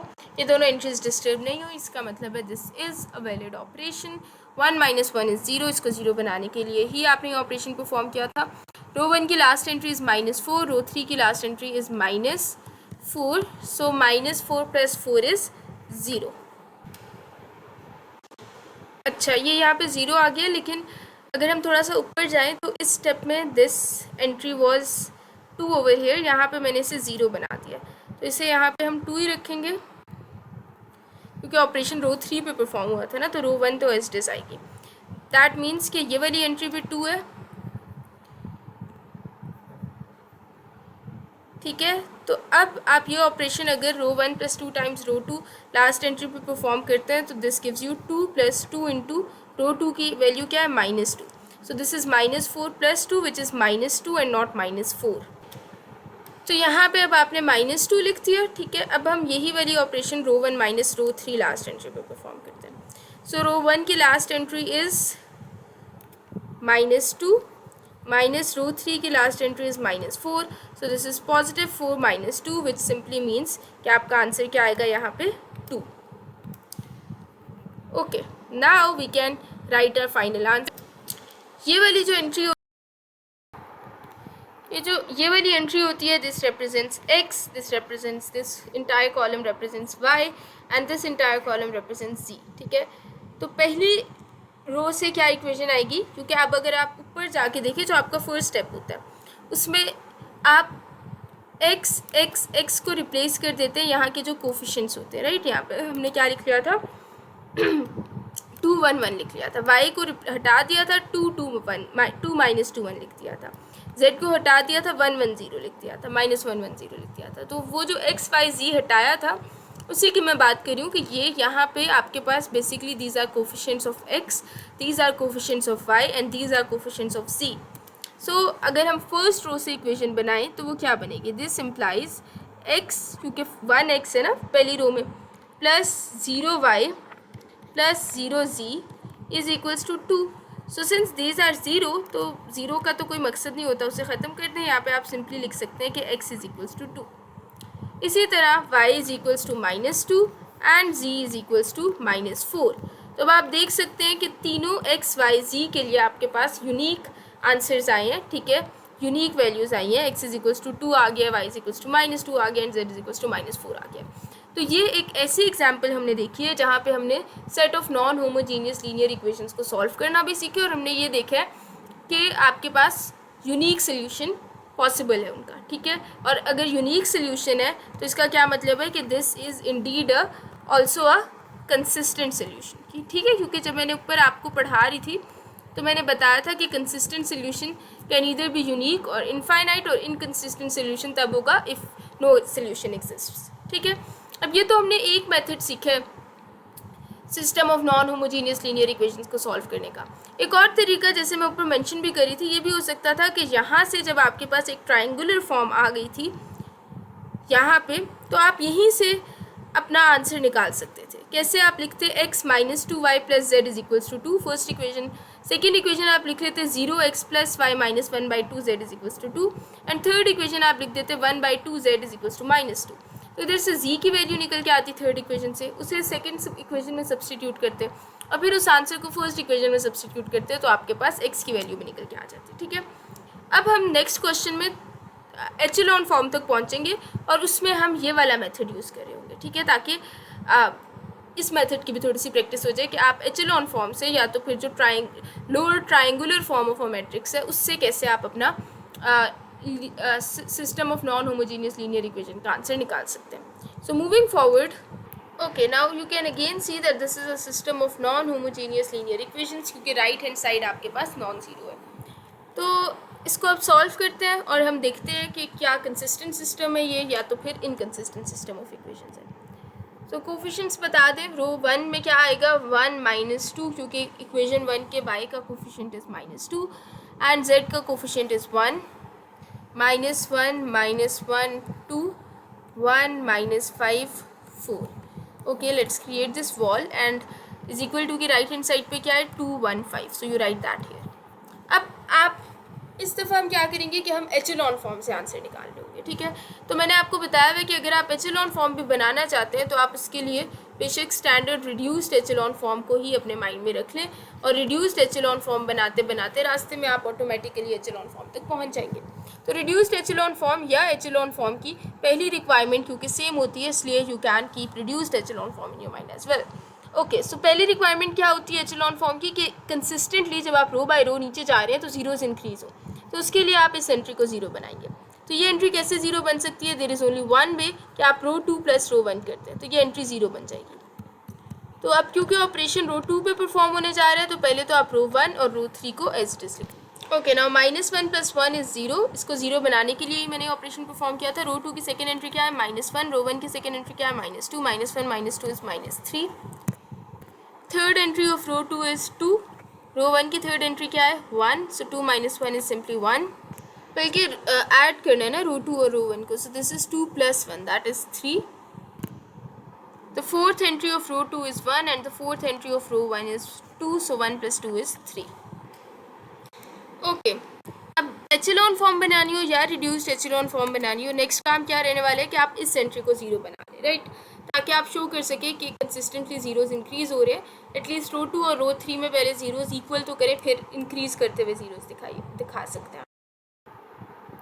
तो यहाँ पे अब ये काम करने के लिए आप क्या कर सकते हैं, इस एंट्री को ज़ीरो बनाने के लिए you can simply do row 3 - row 1. Obviously row 2 के साथ ऑपरेशन परफॉर्म करके तो आप इस एंट्री को कभी भी ज़ीरो नहीं बना सकते, क्योंकि रो 2 की तो फर्स्ट एंट्री इटसेल्फ ज़ीरो है, राइट. तो ऑपरेशन रो 2 पे परफॉर्म होने जा रहे हैं, right row 1 and row 2 as it is first. अच्छा, 1 - 0 किया, सॉरी 1 - 1 किया तो ज़ीरो आ गया. इसको ज़ीरो बनाने के लिए ऑपरेशन परफॉर्म किया था. रो 3 की सेकेंड एंट्री क्या है -5 माइनस रो 1 की सेकेंड एंट्री क्या है -2, so this is -5 + 2 which is -3.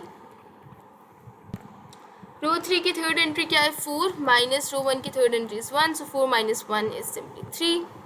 and the last entry of row 3 is 5, last entry of row 1 is 2, so 5 minus 2 is simply 3. अच्छा, अब अगर ये होता आपके पास, अगर आप पिछली बार की तरह अगर हम रिड्यूस्ड एचेलॉन फॉर्म बना के इस क्वेश्चन को सॉल्व कर रहे होते तो हम क्या करते, पहले यहाँ पे 1 बनाते इस एंट्री को, फिर उस 1 के नीचे 0 लाते, राइट. लेकिन यहाँ पे हम क्या करें, हम एचेलॉन फॉर्म से इस क्वेश्चन को सॉल्व करना चाह रहे हैं. तो एचेलॉन फॉर्म की ओनली रिक्वायरमेंट क्या है कि जैसे ही आप कंसिस्टेंटली रोज में नीचे जाएं तो आपके पास नंबर ऑफ जीरोज इंक्रीज होने चाहिए. तो अगर मैं इस एंट्री को 0 बना दूं तो वो शो हो जाएगा कि नंबर ऑफ जीरोज इंक्रीज हो रहे हैं. So I will simply perform this operation now, row 3 minus row 2. इस ऑपरेशन से क्या होगा कि ये वाली एंट्री 0 हो जाएगी. तो अब ऑपरेशन रो 3 पे परफॉर्म हो रहा है. So first you should write row 1 and row 2 as. Okay, so the first entry of row 3 is 0, 0 minus 0 is still 0. तो ये वाला 0 डिस्टर्ब नहीं हुआ, जिसका मतलब है कि इट इज एक करेक्ट ऑपरेशन. रो 3 की सेकेंड एंट्री क्या है, -3, माइनस रो 2 की सेकेंड एंट्री क्या है, -3. सो दिस इज -3 + 3 विच इज 0.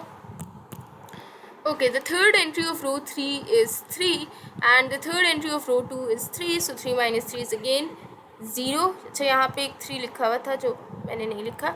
अच्छा, रो 3 की फोर्थ एंट्री क्या है आपके पास, 3, माइनस रो 2 की फोर्थ एंट्री क्या है, 3 विच इज़ ऑल्सो 0. ठीक है, तो अब आप इंटेंशनली इस ऑपरेशन को सिर्फ इस वाली एंट्री को 0 बनाने के लिए कर रहे थे परफॉर्म, लेकिन बाकी एंट्रीज भी 0 आ गई हैं. तो इट्स फाइन, क्योंकि अभी भी ये एचेलॉन फॉर्म की दोनों कंडीशंस को फुलफिल कर रहा है. फर्स्ट कंडीशन क्या होती है कि आपके पास जैसे जैसे आप रो वाइज नीचे जाते जाएं तो नंबर ऑफ जीरोज इंक्रीज करने चाहिए. Yes, number of zeros are increasing. Row 1 में there is no zero, row 2 में there is 1 0 and in row 3 you have 4 zeros. So number of zeros are increasing as you go down the rows. Second condition क्या होती है कि if you have a zero row, then the rows preceding that zero row must be non-zero. So as you can see that this is your zero row and the rows preceding that zero row are non-zero. So second condition भी fulfill हो रही है. This is indeed in echelon form. मतलब कि यहाँ से आप अपना आंसर या सोल्यूशन निकाल सकते हैं. So अगर मैं equations लिखूँ तो फर्स्ट इक्वेशन क्या बनेगी, फर्स्ट रो से अगर मैं बनाऊँ.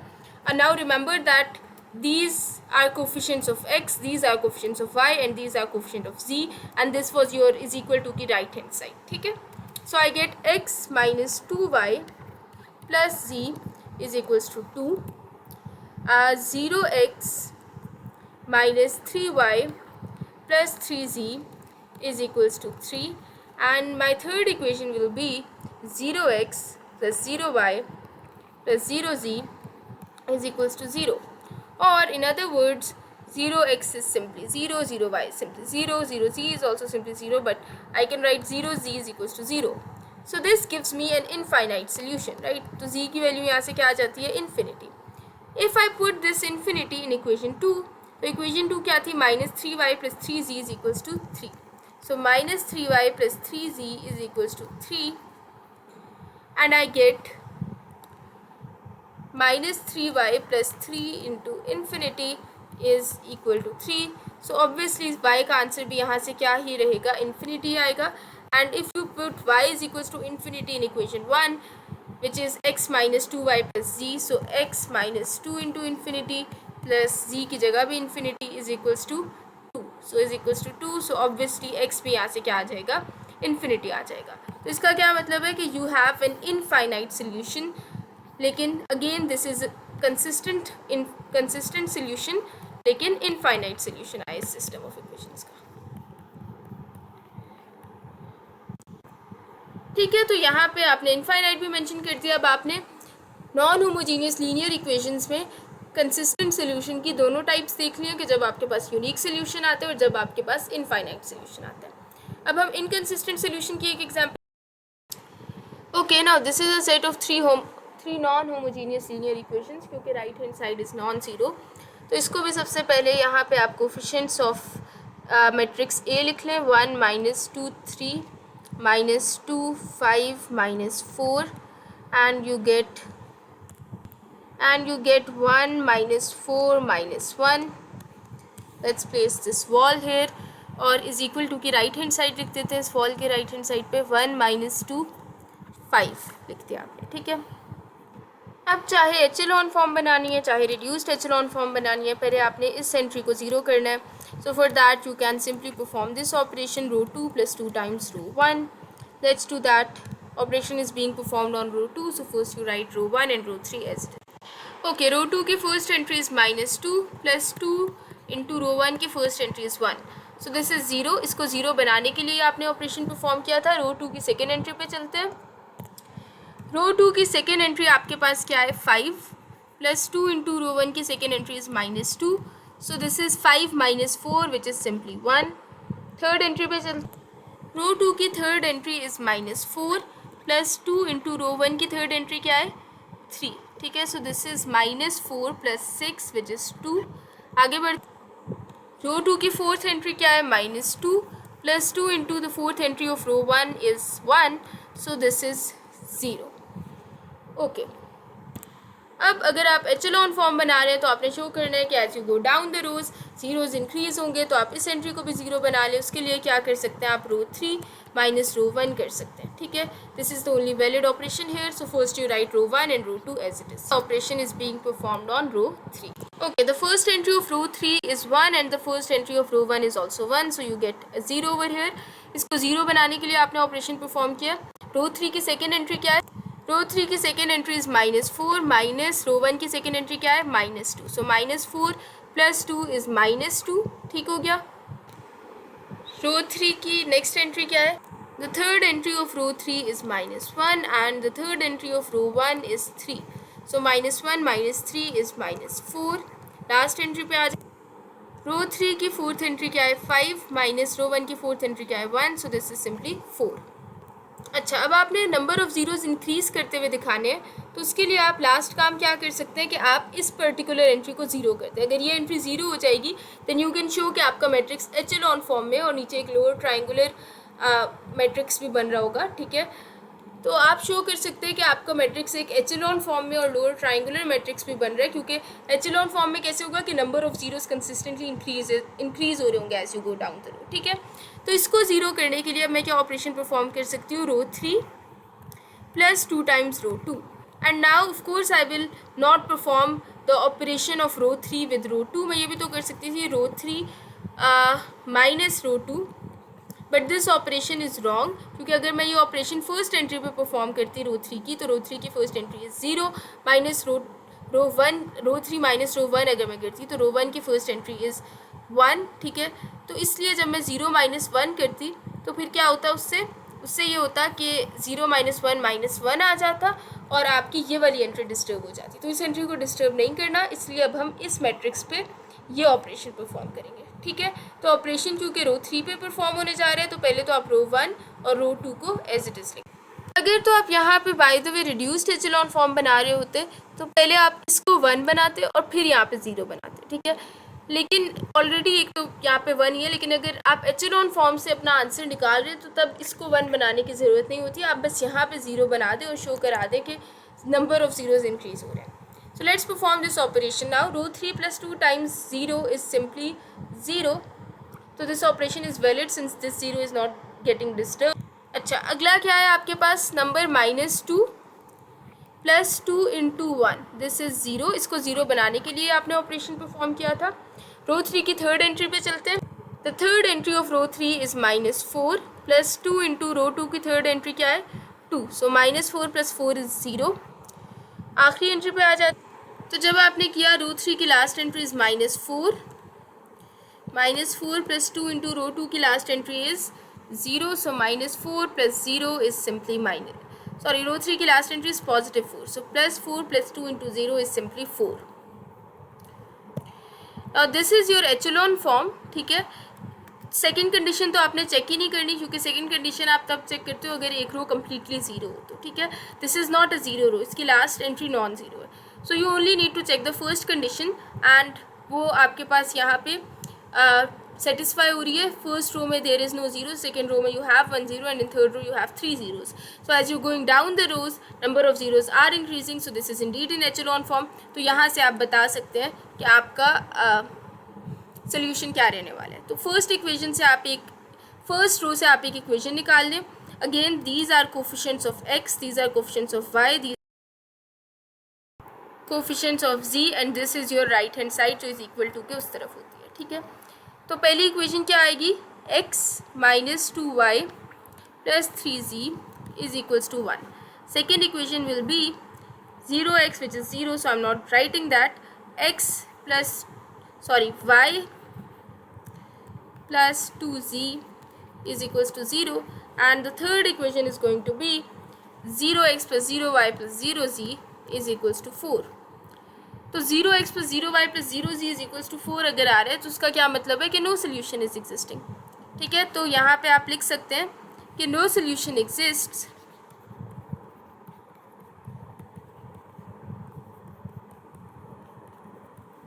and you can write thus it is inconsistent solution. So finally you have seen all the different kinds of solution that can exist for homogeneous linear equations as well as non-homogeneous linear equations. ठीक है, तो अब आपने देख लिया कि non homogeneous linear equations को जब भी आप सॉल्व करेंगे तो आपके पास या तो कंसिस्टेंट सोल्यूशन आएगा या तो इनकंसिस्टेंट आएगा. कंसिस्टेंट पे you have to possibilities, either you will get a unique solution और एन इनफाइनाइट सोल्यूशन, और अदरवाइज आपके पास कोई सोल्यूशन एग्जिस्ट नहीं करेगा and you will say that the system of equations is inconsistent. ठीक है, अब हम मेथड्स पढ़ लेते हैं, इनको सॉल्व करने के मेथड्स पढ़ लेते हैं नॉन होमोजीनियस लीनियर इक्वेशंस को सॉल्व करने के. ठीक है, तो सबसे पहले हम 3 नॉन होमोजीनियस लीनियर इक्वेशंस को सॉल्व करने का पहला मेथड जो देख रहे हैं that is matrix inversion method. इसमें आपने वही अपनी जो एक इक्वेशन मैं ऊपर भी पढ़ा चुकी हूँ, ax is equals to b.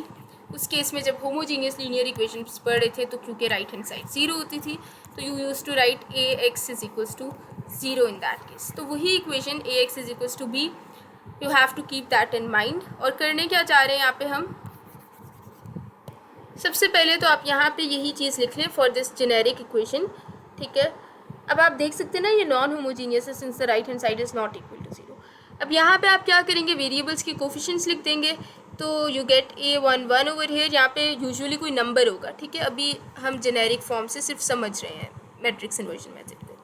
a13 आ गया यहाँ पे. ठीक है, I am writing this coefficient of x1 over here, so this is a21, a22, a23. Similar way में यहाँ पे आपके पास क्या आ जाएगा, a31, a32 and a33. Then you can write your matrix x over here, right. तो matrix x क्या है, अननोन्स का मैट्रिक्स है as indicated by the name. So you will write x1, x2, x3 since you have 3 unknowns in these 3 equations. Then you write is equal to, और यहाँ पे आप matrix b लिख देंगे, यानी कि जो भी राइट हैंड साइड पे नंबर्स होंगे, यहाँ पे k लिखा हुआ है लेकिन यूजुअली यहाँ कोई नंबर होगा 1 2 3 4 5 ऐसे. ठीक है, तो वो नंबर्स आपने यहाँ पे लिख दिया. Now the second thing that you must keep in mind for matrix inversion method is कि अगर ax is equals to b है तो टारगेट तो मेरा x फाइंड करना है, अननोन्स फाइंड करना है. तो if I want to find x, so when this a goes to the other side it becomes a inverse b. तो मैट्रिक्स इन्वर्जन मेथड के हर क्वेश्चन में हम यही करेंगे कि a इनवर्स फाइंड करेंगे और उसे b से मल्टीप्लाई करेंगे. ठीक है, तो अब हम कर लेते हैं जो एग्जाम्पल गिवन है उसे. Okay, now let's solve this is the example. अब हम इसे सॉल्व करते हैं यूजिंग मैट्रिक्स इन्वर्जन मेथड. तो सबसे पहले क्या करना है, आपने ax is equals to b लिख लेना है and you know that x is equals to a inverse b in this case, right. So the first thing that you need to find for this particular question is, पहले तो आप बेशक इसे उस form में हम लिख लेते हैं ना, इसे इस फॉर्म में लिख लेते हैं इस क्वेश्चन को, ax is equals to b form में लिखते हैं. ठीक है, सो यू गेट a यहाँ पे क्या रहने वाला है, 1 माइनस 2 1 2 2 माइनस 1 1 1 एंड x3 नहीं है तो 0. This is your a. Then your x is x1, x2, x3 and you will write your matrix b over here. तो दैट इज़ 2 4 0, राइट, 2 4 0. ओके, अब फर्स्ट टास्क क्या है आपका, a इन्वर्स फाइंड करना. तो a इन्वर्स तो आप तभी फाइंड करते हैं अगर जो है वो आपके पास जो गिवन मैट्रिक्स है वो नॉन सिंगुलर हो. ठीक है, पिछली एक्सरसाइज अगर याद हो तो इसलिए हम पहले तो प्रूव कर लेते हैं कि a determinant is not equal to 0, और वो a डिटर्मिनेंट यूज़ भी होगा ऑफ कोर्स इन्वर्स फाइंड करने में, क्योंकि a inverse is equal to adjoint of a divided by a determinant. So first we find a determinant. तो क्योंकि हमारी प्रैक्टिस में रहा है हमेशा रो 1 से एक्सपैंड करना, so let's expand it with row 1. You write a 1 over here. ठीक है, क्योंकि positive sign insert 2 1 minus 1 0. Second term के साथ आप खुद से एक नेगेटिव साइन इंसर्ट करते हैं और माइनस माइनस प्लस 2 आ गया. First row and second column gets cancelled and you are left with 2 1 minus 1 0. With the third term you insert a positive sign, so +1 आ गया, and first row and third column gets cancelled, so you're left with 2 2 1 1. इसे solve करते हैं तो इसको expand कर लेते हैं. 2 into zero is zero, minus एक डिटर्मिनेंट का तो माइनस माइनस प्लस हो गया, +1 आ गया, +2. 2 into zero is zero, minus minus +1 आ गया, +1.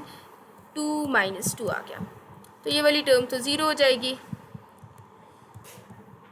इसे सॉल्व कर लेते हैं. This is 1 + 2 which is 3, that is not equal to zero. इसका मतलब है इन्वर्स एग्जिस्ट्स. तो अब हमें अगली चीज़ क्या फाइंड करनी है? एडजॉइंट ऑफ ए. ठीक है, ये आपका इन्वर्स का फॉर्मूला होता है. तो अब आपको क्या चाहिए? अगली चीज़ that you need is adjoint of A. So to find adjoint of A आप A11 फाइंड कर लेंगे. ठीक है, सारे कोफैक्टर्स निकाल लेंगे. -1 की पावर 1 + 1 लिख लिया क्योंकि A11 फाइंड कर रहे हैं. First row and first column gets cancelled and you are left with 2 1 -1 0. इसे सॉल्व. -1 की इवन पावर है तो 1 आ गया. -1 की इवन पावर है तो 1 आ गया. 2 into zero is zero, minus minus plus हो गया, so this is simply 1. A12 find कर लेते हैं. -1 की पावर 1 + 2 आ गया. ऑड पावर है. अच्छा, ऑड पावर तो बाद में देखेंगे. पहले first row second column gets cancelled and you are left with 2 1 -1 0. Odd power है तो -1 आ जाएगा बाहर और ज़ीरो माइनस माइनस प्लस हो गया, सो दिस इज़ -1. ओके, इसी तरह आपने A13 निकाल लिया. First row third column gets cancelled and you left with 2 2 1 1. ठीक है, अब -1 की इवन पावर है तो पॉजिटिव 1 आ जाएगा. 2 into 1 is 2 -2, so this is simply 0. इसी तरह अब हम निकाल लेते हैं A21. -1 की power 2 + 1, second row first column gets cancelled. Odd power है तो -1 आ जाएगा बाहर. 2 into zero is zero, -1 -1 into -1 is +1. Next आपने A22 फाइंड कर लिया. उसमें सेकेंड रो सेकेंड कॉलम को कैंसिल करके बाकी एंट्रीज लिखती हैं. एंड -1 की इवन पावर है, so you get +1 here. 1 into zero is zero, -1, so this is -1. A23 find कर लेते हैं. -1 की power 2 + 3, second row third column gets. Since the power is odd, 2 + 3 is 5, which is odd number, so -1 आ गया. 1 into 1 is 1, minus minus plus हो गया. 1 + 2 is 3 into -1 is -3. इसी तरह अब हम A31 फाइंड. तो जब आप A31 फाइंड कर रहे थे, सो थर्ड 3 + 1 यहाँ पे लिख दिया आपने. ठीक है, थर्ड रो फर्स्ट कॉलम को कैंसिल कर दिया और यह आ गया यहाँ पे. अब -1 की 3 + 1 is 4, which is N even power, तो यहाँ पे क्या आएगा? +1 आएगा क्योंकि -1 की even power gives you a +1. -2 into -1 किया तो 2 आ गया, -2 आ गया, so this is simply 0. A32 find. Okay, यहाँ पे आपने लिख दिया कि -1 की power 3 + 2, third row and second column gets cancelled, so you left with this thing. Now since -1 की पावर यहाँ पे 3 + 2 is 5, which is an odd number, तो -1 की ऑड पावर -1 आंसर दे देगा. 1 into -1 is -1, -2, -1 -2 is -3, -3 into -1 is +3. Finally आप A33 find कर लें. Third row third column cancel हो गया. -1 की पावर 3 + 3 आ गया, तो third row third column cancel हो गया. बाकी एंट्रीज यहाँ पे आपने लिख दी. अब क्योंकि -1 की -1 की अब यहाँ पे इवन पावर है. ठीक है, तो +1 आ जाएगा. 1 into 2 is 2, minus minus plus हो गया, सो दिस इज़ सिंपली 4. अब सारे को फैक्टर्स आ गए. अब आप इन्हें जिस तरह हम करते थे, A11 पोजीशन पे पहला नंबर लिख देंगे, A12 पोजीशन पे दूसरा नंबर लिख देंगे और एक मैट्रिक्स बनाते हैं. ठीक, ओके. अब मैंने यहाँ पे क्या किया कि मैंने A11 का जो आंसर आया था उसे यहाँ पे मेंशन कर दिया.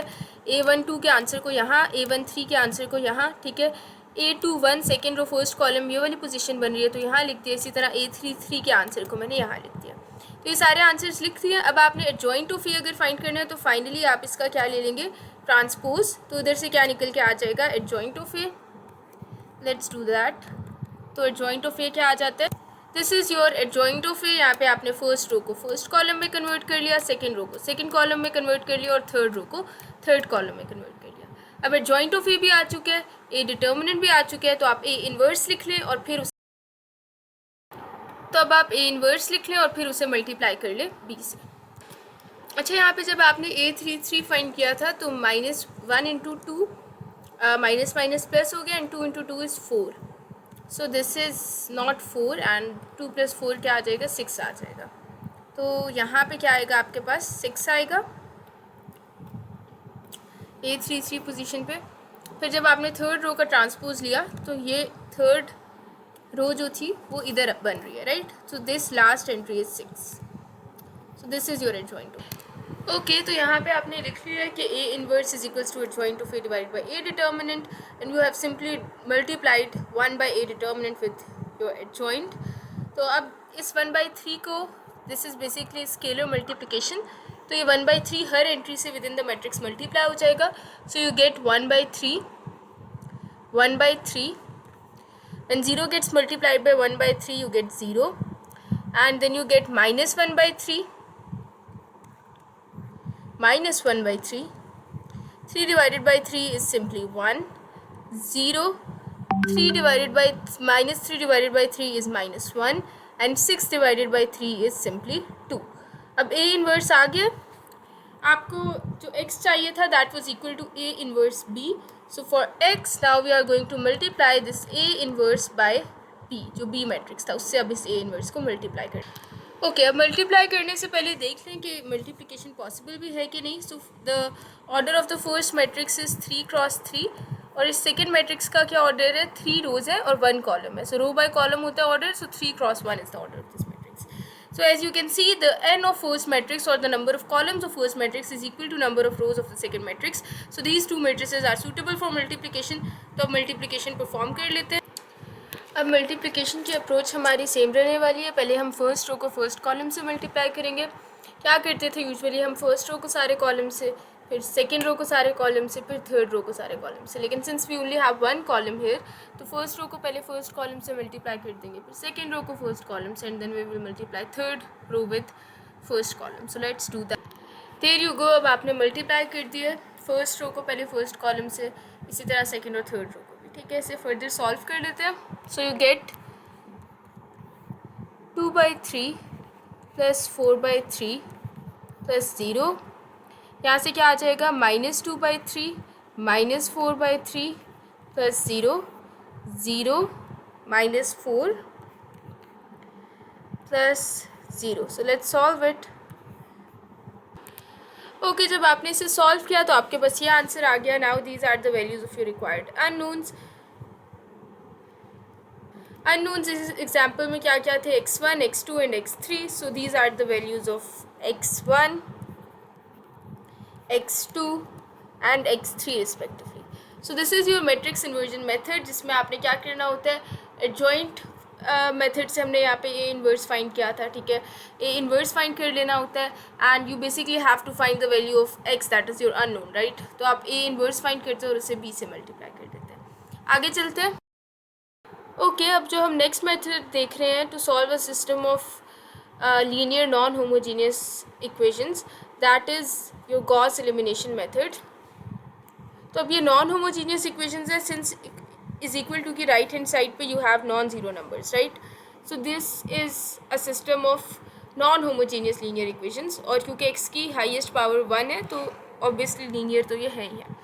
तो गॉस एलिमिनेशन मेथड में आप क्या करेंगे, आप एचेलॉन फॉर्म बना रहे होंगे. ठीक है, जिस तरह हमने पहले ऊपर जो सबसे पहले हमने देखा था कि किस किस तरह के सॉल्यूशंस एग्जिस्ट कर सकते हैं नॉन होमोजीनियस लीनियर इक्वेशंस के. तब हमने देखी थी ये चीज़ कि किस तरीके से हम उस इक्वेशन को सॉल्व करे थे. तो हमने यही एचेलॉन फॉर्म वाला मेथड पहले यूज़ किया हुआ है. ठीक है, but now this is formally called Gauss elimination method. ठीक है, तो अब आप इस मेथड में वही करेंगे जो आपने ऊपर किया था, राइट. सो सबसे पहले आप यहाँ पे लिख देंगे first row that is 2. x1 का कोफिशिएंट इज़ 2, x2 का कोफिशिएंट इज़ ऑल्सो 2, x3 का कोफिशिएंट इज़ -1. ठीक है, इसी तरह यहाँ पे आपने सेकेंड रो सेकेंड इक्वेशन से बनानी है 1 -2 1. थर्ड रो आपने थर्ड इक्वेशन से बनानी है. x1 की जगह पे यहाँ पे x1 के कोफिशिएंट्स आएंगे, यहाँ पे x2 के कोफिशिएंट्स आएंगे, यहाँ पे x3 के कोफिशिएंट्स आएंगे. सो you have 1 over here and क्योंकि थर्ड इक्वेशन में x3 का कोई कोफिशिएंट नहीं है so you can simply right 0 in its place. ठीक है, यहाँ पे आपने लाइन लगा दी. अब राइट हैंड साइड पे जो b जो है वो इज इक्वल टू की राइट हैंड साइड बनती है. So you right 4 2 0 over here अब टारगेट क्या रहने वाला है आपका कि आपने इस वाली चीज़ को एचेलॉन फॉर्म में कन्वर्ट करना है, since this is Gauss elimination method and you find the answer using echelon form. So you have to convert the left hand side of wall to echelon form, और ये जो right hand side होगी फिर ये automatically आपको आपके unknowns यानी कि x1 x2 x3 का आंसर दे देगी, ठीक है. Okay, so let's do that now. तो if you want to create echelon form भी, तो उसके लिए भी मैंने आपको बताया कि you must keep reduced echelon form in mind. तो सबसे पहली रिक्वायरमेंट जो है वो यही है कि जो A11 पोजीशन पे एंट्री है दैट शुड बी 1, ठीक है. तो आप क्या करें, रो 1 को रो 2 से पहले तो इंटरचेंज कर लें ताकि ये वाली जो एंट्री है ये क्या हो जाए, 1 हो जाए. And since the operation is being performed on row 1 and row 2, so you can write row 3 as it is. Row 3 मैंने एज इट इज़ लिख ली. अब मैं रो 1 की जगह पे रो 2 लिखने जा रही हूँ. सो रो 2 वॉज 1 -2 1 एंड 2. अब मैं रो 2 की जगह पे रो 1 लिखने जा रही हूँ. सो you gate 2 2 -1 and 4 over here, ठीक है. अब आप चाहे एचेलॉन फॉर्म बना रहे हो चाहे रिड्यूस्ड एचेलॉन फॉर्म बना रहे हो, एचेलॉन फॉर्म में भी आपने ये तो शो करना है कि as you go down the rows number of zeros are increasing. तो ये शो करने के लिए आप इस पर्टिकुलर एंट्री को क्या बनाना चाहेंगे, 0 बनाना चाहेंगे. So to make this entry 0, क्योंकि ऊपर वाली रो में कोई 0 नहीं है तो नीचे आप एक 0 तो दिखाना चाहेंगे. So to make this particular entry 0 we perform this operation row 2 -2 times row 1. And now since you are performing operation on row 2, first of all you should write row 1 and row 3 as it is. Okay, यहाँ पे मैंने row 1 और row 3 को as it is लिख लिया. अब row 2 की first entry is 2 -2 into row 1 की first entry is 1, so this becomes 0, और इसको 0 बनाने के लिए ही आपने ये ऑपरेशन परफॉर्म किया था. row 2 की second entry is 2 -2 into row 1 की second entry is -2, so this is 2 + 4 which is 6, ठीक है. इसी तरह रो 2 की थर्ड एंट्री क्या है आपके पास, -1 -2 इंटू रो 1 की थर्ड एंट्री क्या है, 1. So this is -1 -2 which is -3. Coming to the last entry, so the last entry of row 2 is 4 -2 into the last entry of row 1 is 2, so 4 - 4 is 0, ठीक है. अब अगर आप गौर, so this is not the echelon form, ठीक है. आप क्या कर रहे थे, बेसिकली आप इस वाली चीज़ को एचेलॉन फॉर्म में ला रहे थे, ठीक है. तो ये चीज़ कब एचेलॉन फॉर्म में होगी, जब यहाँ पे एक 0 है, इस रो में भी एक 0 है, लेकिन इस रो में number of zeros should be greater than the 0 preceding this row, right. So the number of zeros in row 3 should be greater than the number of zeros in row 2, right. तभी तो आप show कर पाएंगे ना कि number of zeros जैसे जैसे आप नीचे जा रहे हैं तो वो इंक्रीज़ हो रहे हैं. और दूसरी बात ये भी है कि मैंने आपको बताया even when you making echelon form, so you must keep reduced echelon form in mind. और रिड्यूस्ड एचेलॉन फॉर्म में 3/3 मैट्रिक्स की क्या होता था कि ये वाली एंट्री 0 होती थी. तो अब हम इस पर्टिकुलर एंट्री को 0 बनाना चाह रहे हैं. तो इस एंट्री को मैं 0 कैसे बना सकती हूँ, एक सिंपल ऑपरेशन से मैं इसको 0 बना सकती हूँ. अगर मैं रो 3 - रो 1 कर लूँ तो, ठीक है. रो 2 के साथ तो ऑपरेशन परफॉर्म करके ये 0 बनेगी नहीं. अब क्योंकि ऑपरेशन रो 3 पे परफॉर्म हो रहा है तो पहले आप रो 1 और रो 2 को एज इट इज लें. वन थिंग कि आपको आई होप ये अंडरस्टैंडिंग होगी उस बात की कि this is not echelon form, right. Echelon form में क्या होता है कि as you go down the rows, या तो नंबर ऑफ जीरोज अगर सेम रह रहे हैं तो फिर एंड वाली रोज में जाके नंबर ऑफ जीरोज इंक्रीज होने चाहिए as you go down the rows. यहाँ पे सारी रोज में जैसे फर्स्ट रो में तो there is no 0, right. Second row में देर इज़ 1 0, लेकिन थर्ड रो में भी देर इज़ ओनली 1 0, ठीक है. वॉल की इस तरफ वाली चीज़ को आप एचेलॉन फॉर्म बना रहे हैं. So this is not in echelon form.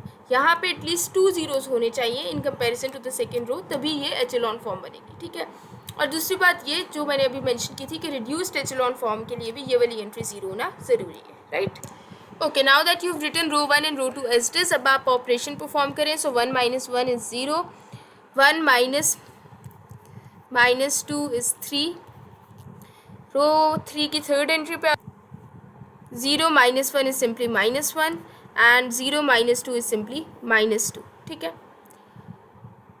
अब अगर आप देखें तो this is still not in echelon form, क्योंकि number of zeros in row 2 and number of zeros in row 3 are still the same, ठीक है. ये वाला 0 डिस्टर्ब हो गया तो that doesn't make a difference, ठीक है. इस वाले 0 को उस तरह से नहीं लीजिएगा because this 0 was given in the question, ठीक है. This 0 was part of your question statement. तो जो काम आपने खुद किया होता है ना वो काम डिस्टर्ब नहीं होना चाहिए, ठीक है. सो दिस 0 अगर आपके ऑपरेशन से ये वाला 0 डिस्टर्ब हो रहा है तो इट्स फाइन, ठीक है. सिंस ये 0 आपने खुद तो नहीं बनाया ना एचेलॉन फॉर्म बनाने के लिए, तो पहले से मौजूद था. Now again you have 1 0 in row 2 and 1 0 in row 3. So this is not echelon form. So to convert this matrix into echelon form, you must make this particular entry 0. ठीक है, अगर रिड्यूस्ड एचेलॉन फॉर्म बना रहे होते तो पहले आप इसको 1 बनाते और फिर उसके नीचे 0 लेके आते. ठीक है, लेकिन यहाँ पे आप डायरेक्टली इस एंट्री को 0 बनाना चाहते हैं, तो उसके लिए क्या ऑपरेशन परफॉर्म हो सकता है? You can perform 2 times row 3 minus row 2. ठीक है, ये आपको 0 दे देगा और ये वाला 0 भी इससे डिस्टर्ब नहीं होगा. सो this is a suitable operation. ठीक है, सो रो 1 और रो 2 को एस्टेस लिख. सो 0 माइनस 0 इज 0. सेकेंड एंट्री क्या है? रो 3 की 3 है. ठीक है, तो 2 इंटू 3 माइनस 6 इज 0 और इसको 0 बनाने के लिए आपने ऑपरेशन परफॉर्म किया था. रो 3 की third entry is -1, so 2 into -1 minus row 2 की third entry is -3, so you get -2 plus 3 which is simply 1, and the last entry of row 3 is -2 minus row 2 की last entry क्या है आपके पास? 0. so 2 into -2 is simply -4. अब अगर आप देखें तो this is indeed in echelon form. तो अगर आप echelon form तक पहुंच गए तो इसका मतलब है कि अब आप अपना सोल्यूशन दे सकते हैं. Why is it in echelon form? क्योंकि कोई कंप्लीट 0 रो तो आई नहीं है जो वो कंडीशन में चेक करूँ. And the first condition is satisfied. There is no 0 in the first row. In the second row यहाँ से यहाँ तक आपने चेक करना है. ठीक है, there is 1 0 and in third row you have 2 zeros. Right, इस फॉर्म को आपने यहाँ से यहाँ तक वाली चीज़ को आपने एचेलॉन फॉर्म में कन्वर्ट कर. बाय द वे अगर आप गौर करें तो this is your lower triangular matrix as well. ठीक है, कि ये आपका डायगनल हो गया. डायगनल के नीचे वाली 3 एंट्रीज 0 है और ये ऊपर वाली entries they are non zero. Right, so this is your lower triangular matrix as well. अच्छा, अब हम क्या करते हैं? अब हम 3 इक्वेशंस लिख लेते हैं. सो पहली इक्वेशन क्या आएगी? फर्स्ट जो नंबर, ये वाले जो नंबर्स हैं, they are coefficients of x1, they are coefficient of x2 and they are coefficient of x3.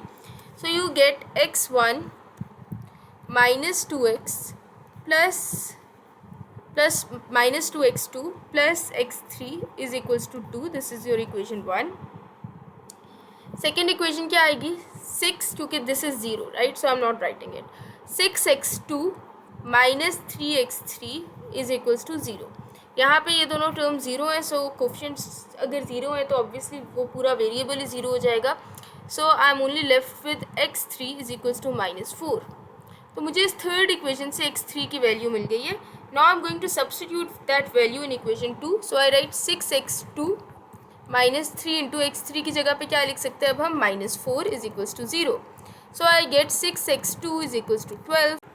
So you get 6x2 is equals to -12 and x2 is equals to -2. अब हम x2 और x3 की value को equation 1 में substitute कर लेते हैं. This was your equation 1.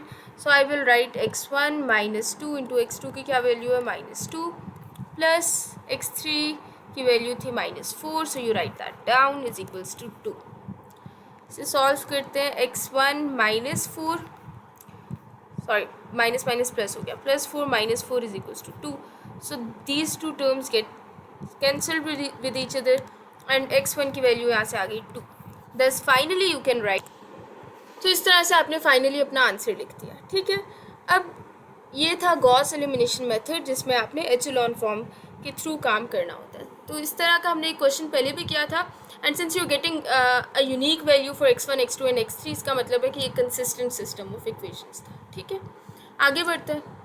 Okay, next we have Gauss Jordan method. उसमें क्या करना होता है कि आपने रिड्यूस्ड एचेलॉन फॉर्म से अपना सिस्टम ऑफ इक्वेशन सॉल्व करना होता है. वैसे ऊपर हम कर चुके हैं रिड्यूस्ड एचेलॉन फॉर्म से सिस्टम ऑफ इक्वेशन सॉल्व एक दफ़ा टू फाइंड आउट कि आपके पास किस टाइप का सोल्यूशन निकलता है.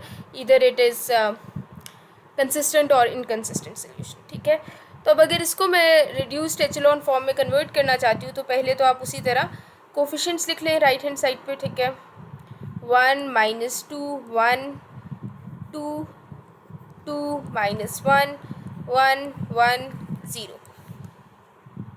वॉल की राइट साइड पे इज इक्वल टू की राइट साइड लिख लेते हैं आप. 2 4 0 लिख लिया आपने. ठीक है, अब सबसे पहली कंडीशन रिड्यूस्ड एचेलॉन फॉर्म की क्या है? आप यहाँ पे साइड पे बेशक अपने रेफरेंस के लिए रिड्यूस्ड एचेलॉन फॉर्म लिख के रख लें कहीं रफ नोटबुक पे 0 0 1. ठीक है, सो दिस इज़ योर टारगेट कि आप यहाँ तक पहुँचना चाहते हैं.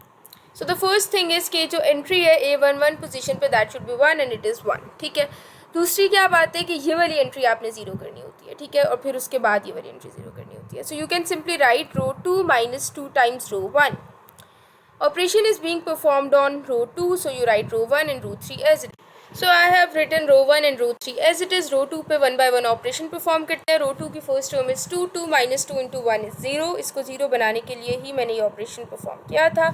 अगली टर्म पे चलते हैं. 2 माइनस रो 2 की second term is 2, 2 minus 2 into रो 1 की second term is minus 2. This is positive 4 plus 2 which is 6. The third term of row 2 is minus 1, minus 2 into 1 is minus 1, minus 2 which is minus 3. So the last element of row 2 is 4. तो आपने लिख दिया 4 minus 2 into row 1 का last element क्या है 2. So 4 minus 4 is simply 0. ठीक है.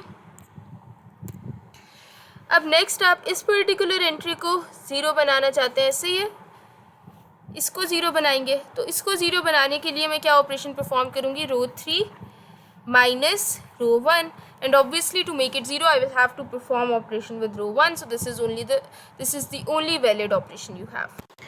Okay, मैंने यहाँ पे रो 3 रो 1 और रो 2 को एज इट इज़ लिख लिया क्योंकि ऑपरेशन रो 3 पे परफॉर्म होने जा रहा था. So now 1 minus 1 is simply 0. रो 3 की सेकेंड एंट्री क्या है 1, माइनस रो 1 की सेकेंड एंट्री क्या है minus 2. So 1 plus 2 is 3. Third entry of row 3 is 0, minus row 1 की थर्ड एंट्री क्या है 1. So this is minus 1. और रो 3 की लास्ट एंट्री क्या है 0, माइनस 2 इज अगेन माइनस 2. ठीक है. अगर आप अपनी रिड्यूस्ड एचेलॉन फॉर्म पे गौर करें, so the next thing that you want is a 1 in this place, right, ताकि आप उसके नीचे 0 बना सकें. तो इस एंट्री को 1 बनाने के लिए मैं क्या ऑपरेशन परफॉर्म कर सकती हूँ, रो 2 डिवाइडेड बाई 6. ठीक है. तो अब क्योंकि ऑपरेशन रो 2 पे परफॉर्म हो रहा है तो पहले तो आप रो 1 और रो 3 को okay. So 0 divided by 6 is simply 0, 6 divided by 6 is 1, minus 3 divided by 6 is minus 1 by 2, and 0 divided by 6 is 0. अच्छा, now let's have a look at the reduced echelon form again. तो ये standard reduced echelon form होती है. आपको इस वाले 1 के नीचे अब इस एंट्री को 0 करना है. So make this particular entry 0. अब हम क्या ऑपरेशन परफॉर्म करेंगे, रो 3 माइनस 3 टाइम्स रो 2. और मैं रो 3 का ऑपरेशन रो 1 के साथ क्यों नहीं परफॉर्म करी, क्योंकि मैं रो 3 प्लस एनीथिंग टाइम्स 1 करूँगी तो ये वाला 0 डिस्टर्ब हो जाएगा. ठीक है, and I don't want to do that. I don't want to disturb this 0. That is why only this is the valid operation. तो क्योंकि ऑपरेशन रो 3 पे परफॉर्म, तो पहले तो आप रो 1 और रो 2 को एज इट इज़ लिख लें. Okay, now the first entry of row 3 is 0, 0 minus 3 times 0 is 0. तो ये 0 डिस्टर्ब नहीं हो रहा, इसका मतलब है this operation is correct. 3 minus 3 times 1 किया तो 0 आ गया. इसको 0 बनाने के लिए आपने ऑपरेशन परफॉर्म किया था. रो 3 की third entry is minus 1, minus 3 into row 2 की थर्ड एंट्री क्या है minus 1 by 2. Let's solve this. So this is 1 by 2. ठीक है, and the last entry of row 3 is minus 2, minus 3 into 0 is simply minus 2. अब अगर आप देखें, so this रो 3, इसमें जो है अगर ये वाली एंट्री 1 बन जाए तो ये स्टैंडर्ड रिड्यूस्ड एचेलॉन फॉर्म में चली जाएगी. तो अब हम इस एंट्री को 1 बनाना चाह रहे हैं. So to make this particular entry 1, आप उसके लिए क्या कर सकते हैं, you can simply divide row 3 by 1 by 2. तो पहले तो रो 1 और रो 2 को एज इट इज़.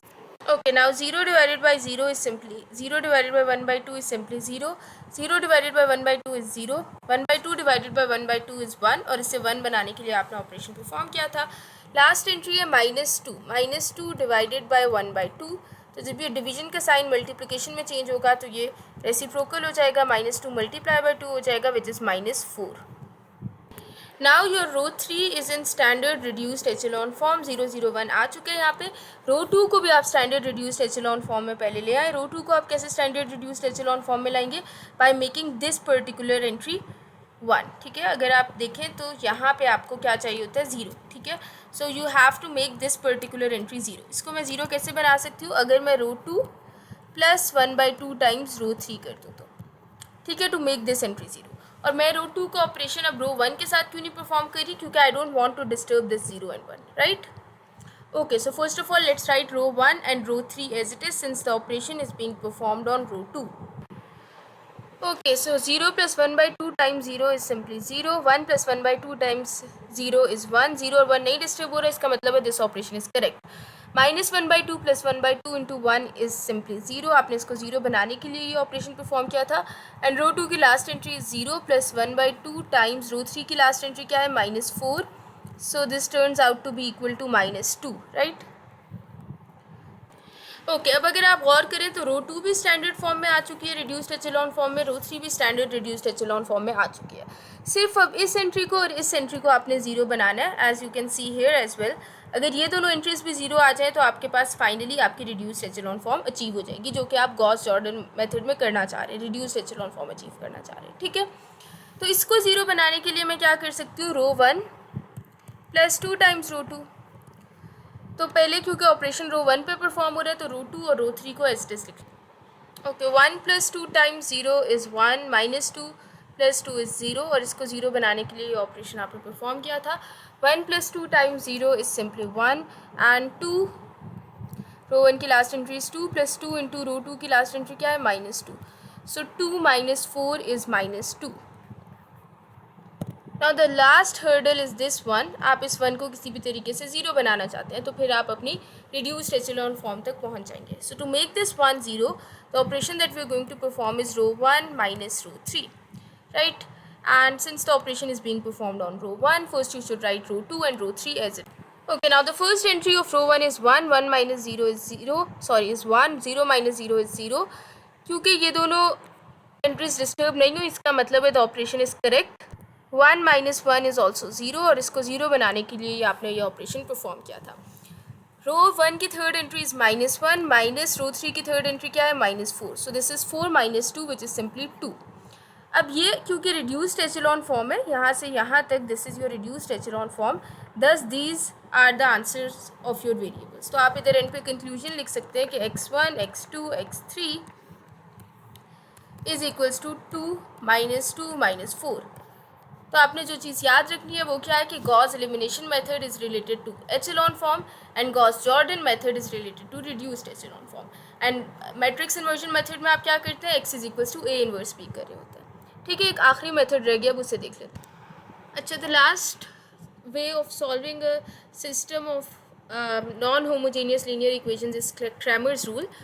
इसको हम इस एग्जाम्पल को सॉल्व करते हुए समझ लेंगे क्रैमर्स रूल को. अब this is a system of non-homogeneous linear equation since the right hand side is not equal to 0. ठीक है, तो सबसे पहले तो क्रैमर्स रूल के लिए भी मैट्रिक्स इन्वर्जन मेथड की तरह तो ए मैट्रिक्स है उसका नॉन सिंगुलर होना ज़रूरी है. मतलब A should be non singular which simply means that A determinant should be non zero. ठीक है, that is non singular matrix होना चाहिए.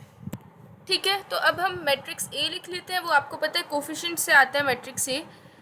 तो रो 1 से आपके पास आ गया 1 -2 1. रो 2 से you have 2 2 -1 and from row 3 you have 1 1 0. Now we find its determinant and prove that it is not equal to 0. अगर ये नॉट इक्वल टू 0 आएगा तो फिर क्रैमर्स रूल एप्लीकेबल होगा और आगे हम प्रोसीड करेंगे. So let's expand using row 1. So you get first term के साथ आप पॉजिटिव साइन इंसर्ट करते हैं. So 1, first row and first column gets cancelled and you're left with 2 1 -1 0. Second term के साथ आप खुद से नेगेटिव साइन इंसर्ट करते हैं. सो माइनस माइनस प्लस हो गया.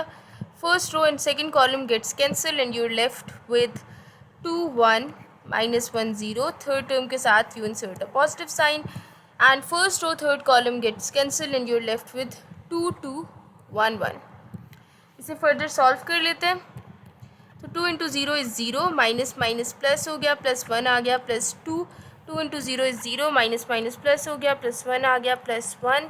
2 इंटू 1 इज़ 2, -2 आ गया. ठीक है, इसे फर्दर सॉल्व कर लेते हैं. This is 1 + 2 + 0, so this is equal to 3. तो क्योंकि ये डिटर्मिनेंट 0 के इक्वल नहीं आया, अब आप यहाँ पे मेंशन कर सकते हैं कि क्रैमर्स रूल एप्लीकेबल. ओके, यहाँ पे हमने लिख लिया क्रैमर्स रूल एप्लीकेबल. अब अप्लाई करते हैं Cramer's. Okay, this was your question. अब सबसे पहले अगर आपने x1 फाइंड करना है तो उसके लिए आप क्या करेंगे. अब आप देखें x1 जो है वो I have told you this multiple times कि ये वाले जो सारे कोफिशिएंट्स हैं ये x1 के कोफिशिएंट्स है, राइट. तो अगर x1 की जगह, ये फर्स्ट कॉलम है राइट, यहाँ पे x1 की जगह क्या है, फर्स्ट कॉलम है, तो यहाँ पे आप फर्स्ट कॉलम की जगह पे ये लिख लेंगे 240 right, you right 240 in place of x1, और बाकी आप ए मैट्रिक्स एज इट इज़ लिख लेंगे। तो ए मैट्रिक्स में इधर पहले क्या था, -2 1 था, 2 -1 था, and you had 1 0 over here, क्योंकि x3 तो है ही नहीं तो वो 0 था, ठीक है। अगर आप ऊपर भी देख लें, so this was your A matrix, यहाँ पे -2 2 1 1 -1 0 था, वो आपने एज इट इज़ लिख लिया, सिर्फ आपने ये वाला कॉलम चेंज कर दिया। Since you are finding x1, तो आपने x1 क्योंकि फाइंड करना है, तो आपने x1 के कोफिशिएंट्स की जगह पे इज इक्वल टू के राइट साइड वाली चीज़ यहाँ पे मेंशन कर दी। This is how Cramer's rule work, ठीक है। अब आपने क्या करना है, इसका डिटर्मिनेंट पहले तो फाइंड करना है, और फिर जो भी इसका डिटर्मिनेंट, इसका जो डिटर्मिनेंट आएगा उसे आपने जो आपके ए मैट्रिक्स का डिटर्मिनेंट है उससे डिवाइड करना है, which was 3। So you have to find the determinant and divide the entire thing by 3. So let's expand using row 1. Okay, I write 2, first row first column gets cancelled and you're left with 2 1 -1 0. Second term के साथ आप खुद से एक negative sign insert करते हैं तो +2 हो गया, first row second column gets cancelled and you're left with 4 0 -1 0. Third term के साथ आप खुद से एक पॉजिटिव साइन एंट्री करते हैं तो +1, first row third column gets cancelled and you're left with 4 0 2 1. And of course this entire thing is being multiplied by 1/3, ठीक है। उसे थोड़ा सा आगे अगले स्टेप में ले आते हैं, तो ये आ जाएगा 0 minus minus +1 +2 into this is 0 +1, 4 into 1 is 4 -0, so this term gets cancelled right, ये 0 हो गया। 2 इंटू 1 इज़ 2, 2 + 4 आ गया ये विच इज़ 6, ठीक है। ओके, इसे आपने सॉल्व किया, 6 आ गया। अब इस 6 को आपने 3 से डिवाइड भी करना था, तो when you divided by 3 you get 2, दस यू कैन राइट कि जो x1 है उसकी वैल्यू क्या आ गई है 2. Now let's try to find x2. अब अगर मैं x2 फाइंड करना चाह रही हूँ तो ए डिटर्मिनेंट से तो डिवाइड करेंगे ही करेंगे, लेकिन अब जो मेरी x2 वाली पोजीशन में है या x2 वाला कॉलम है उसके कोफिशिएंट्स को मैं मैट्रिक्स ए में 2 4 0 से रिप्लेस करूँगी। तो मैं x2 वाले कॉलम में यहाँ पे लिख दूँगी 2 4 0 राइट, मैंने ये वाले नंबर्स लिख दिए यहाँ पे। x2 वाले कोफिशिएंट्स को मैंने राइट हैंड साइड से रिप्लेस कर दिया, और बाकी मैट्रिक्स ए जो था वो मैं एज इट इज़ लिख दूँगी। 1 2 1 था मैट्रिक्स ए में इधर, और इधर क्या था आपके पास 1 -1 0 था right. And obviously at the end of it you are going to divide it by a determinant which is 3, ठीक है। यहाँ से आप देख भी सकते हैं कि row column 1 was 1 to 1 and column 3 was 1 -1 0.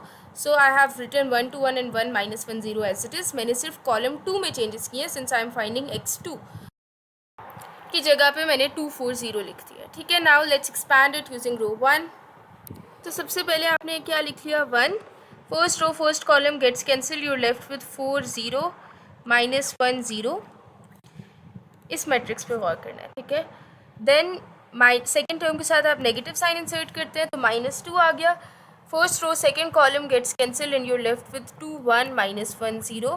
Third entry के साथ आप पॉजिटिव साइन एंटर करते हैं तो +1 आ गया, 2 1 4 0 आ गया राइट।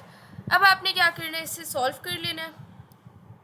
1 इंटू 0 लिख दिया, -2 into 2 into 0 is simply 0, minus minus plus हो गया, +1 एक माइनस डिटर्मिनेंट का, ठीक है। +1 इंटू 2 इंटू 0 इज़ 0 -4, तो ये वाली टर्म तो 0 बन गई, ठीक है। यहाँ से क्या आ गया आपके पास -2 आ गया, यहाँ से क्या आ गया -4 आ गया। So this is equal to -6 and don't forget this division by 3, so you have to divide it by 3 at the end. तो ये आपके पास क्या आ जाता है -2 आ जाता है, thus you can write x2 is equals to -2। इसी तरह अब हम x3 भी सेम टेक्निक यूज़ करके क्रैमर्स रूल से फाइंड कर लेते हैं, ठीक है। x3 के लिए हम क्या करेंगे, जो कॉलम 3 वाले कोफिशिएंट्स होंगे ए मैट्रिक्स में उनको अब हम राइट हैंड साइड से रिप्लेस कर रहे होंगे, ठीक है। So if I am finding x3 now, तो मैं कॉलम 1 एज इट इज़ लिख लूँगी जो मैट्रिक्स ए का था, ठीक है। कॉलम 2 भी एज इट इज़ लिख लूँगी, -2 2 1 जो कॉलम 3 के कोफिशिएंट्स हैं। वो कॉलम जब मैट्रिक्स ए लिखा था तो 1 -1 0 थे, लेकिन अब मैं राइट हैंड साइड से उसे रिप्लेस कर दूँगी तो 2 4 0 आ गया। So I have replaced column 3 of matrix A with the right hand side, और बाकी ये दोनों कॉलम्स एज इट इज़ हैं। आपको दिखा भी देती हूँ कि they are same as matrix A. यहाँ पे आप जैसा कि देख सकते हैं कि मैट्रिक्स ए का पहला कॉलम 1 2 1 था and the second column was -2 2 1। तो ये दोनों कॉलम सेम है, सिर्फ ये लास्ट कॉलम आपने रिप्लेस कर दिया सिंस यू फाइंडिंग x3, ठीक है। और फिर इसे आप किससे डिवाइड करोगे, ए डिटर्मिनेंट से, लेकिन ए डिटर्मिनेंट इस क्वेश्चन के केस में क्या है 3, ठीक है।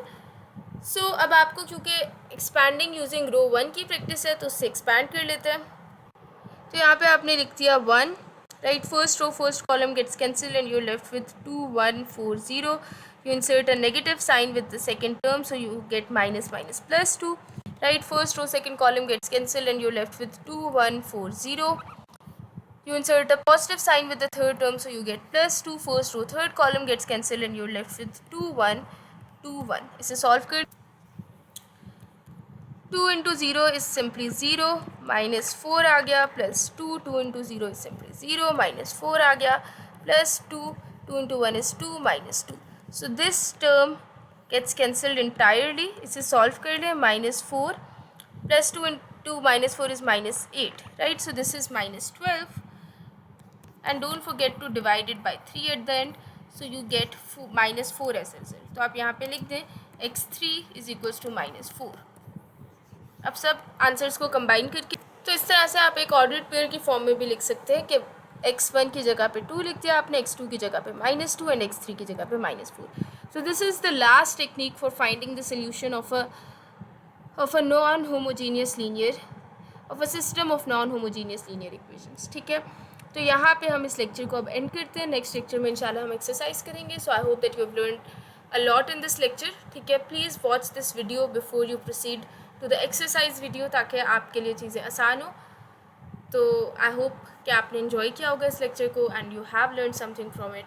If you did then don't forget to subscribe to my channel and give this video a thumbs up and also comment in this, underneath this video. So this is it from this particular video. Thank you and Allah Hafiz.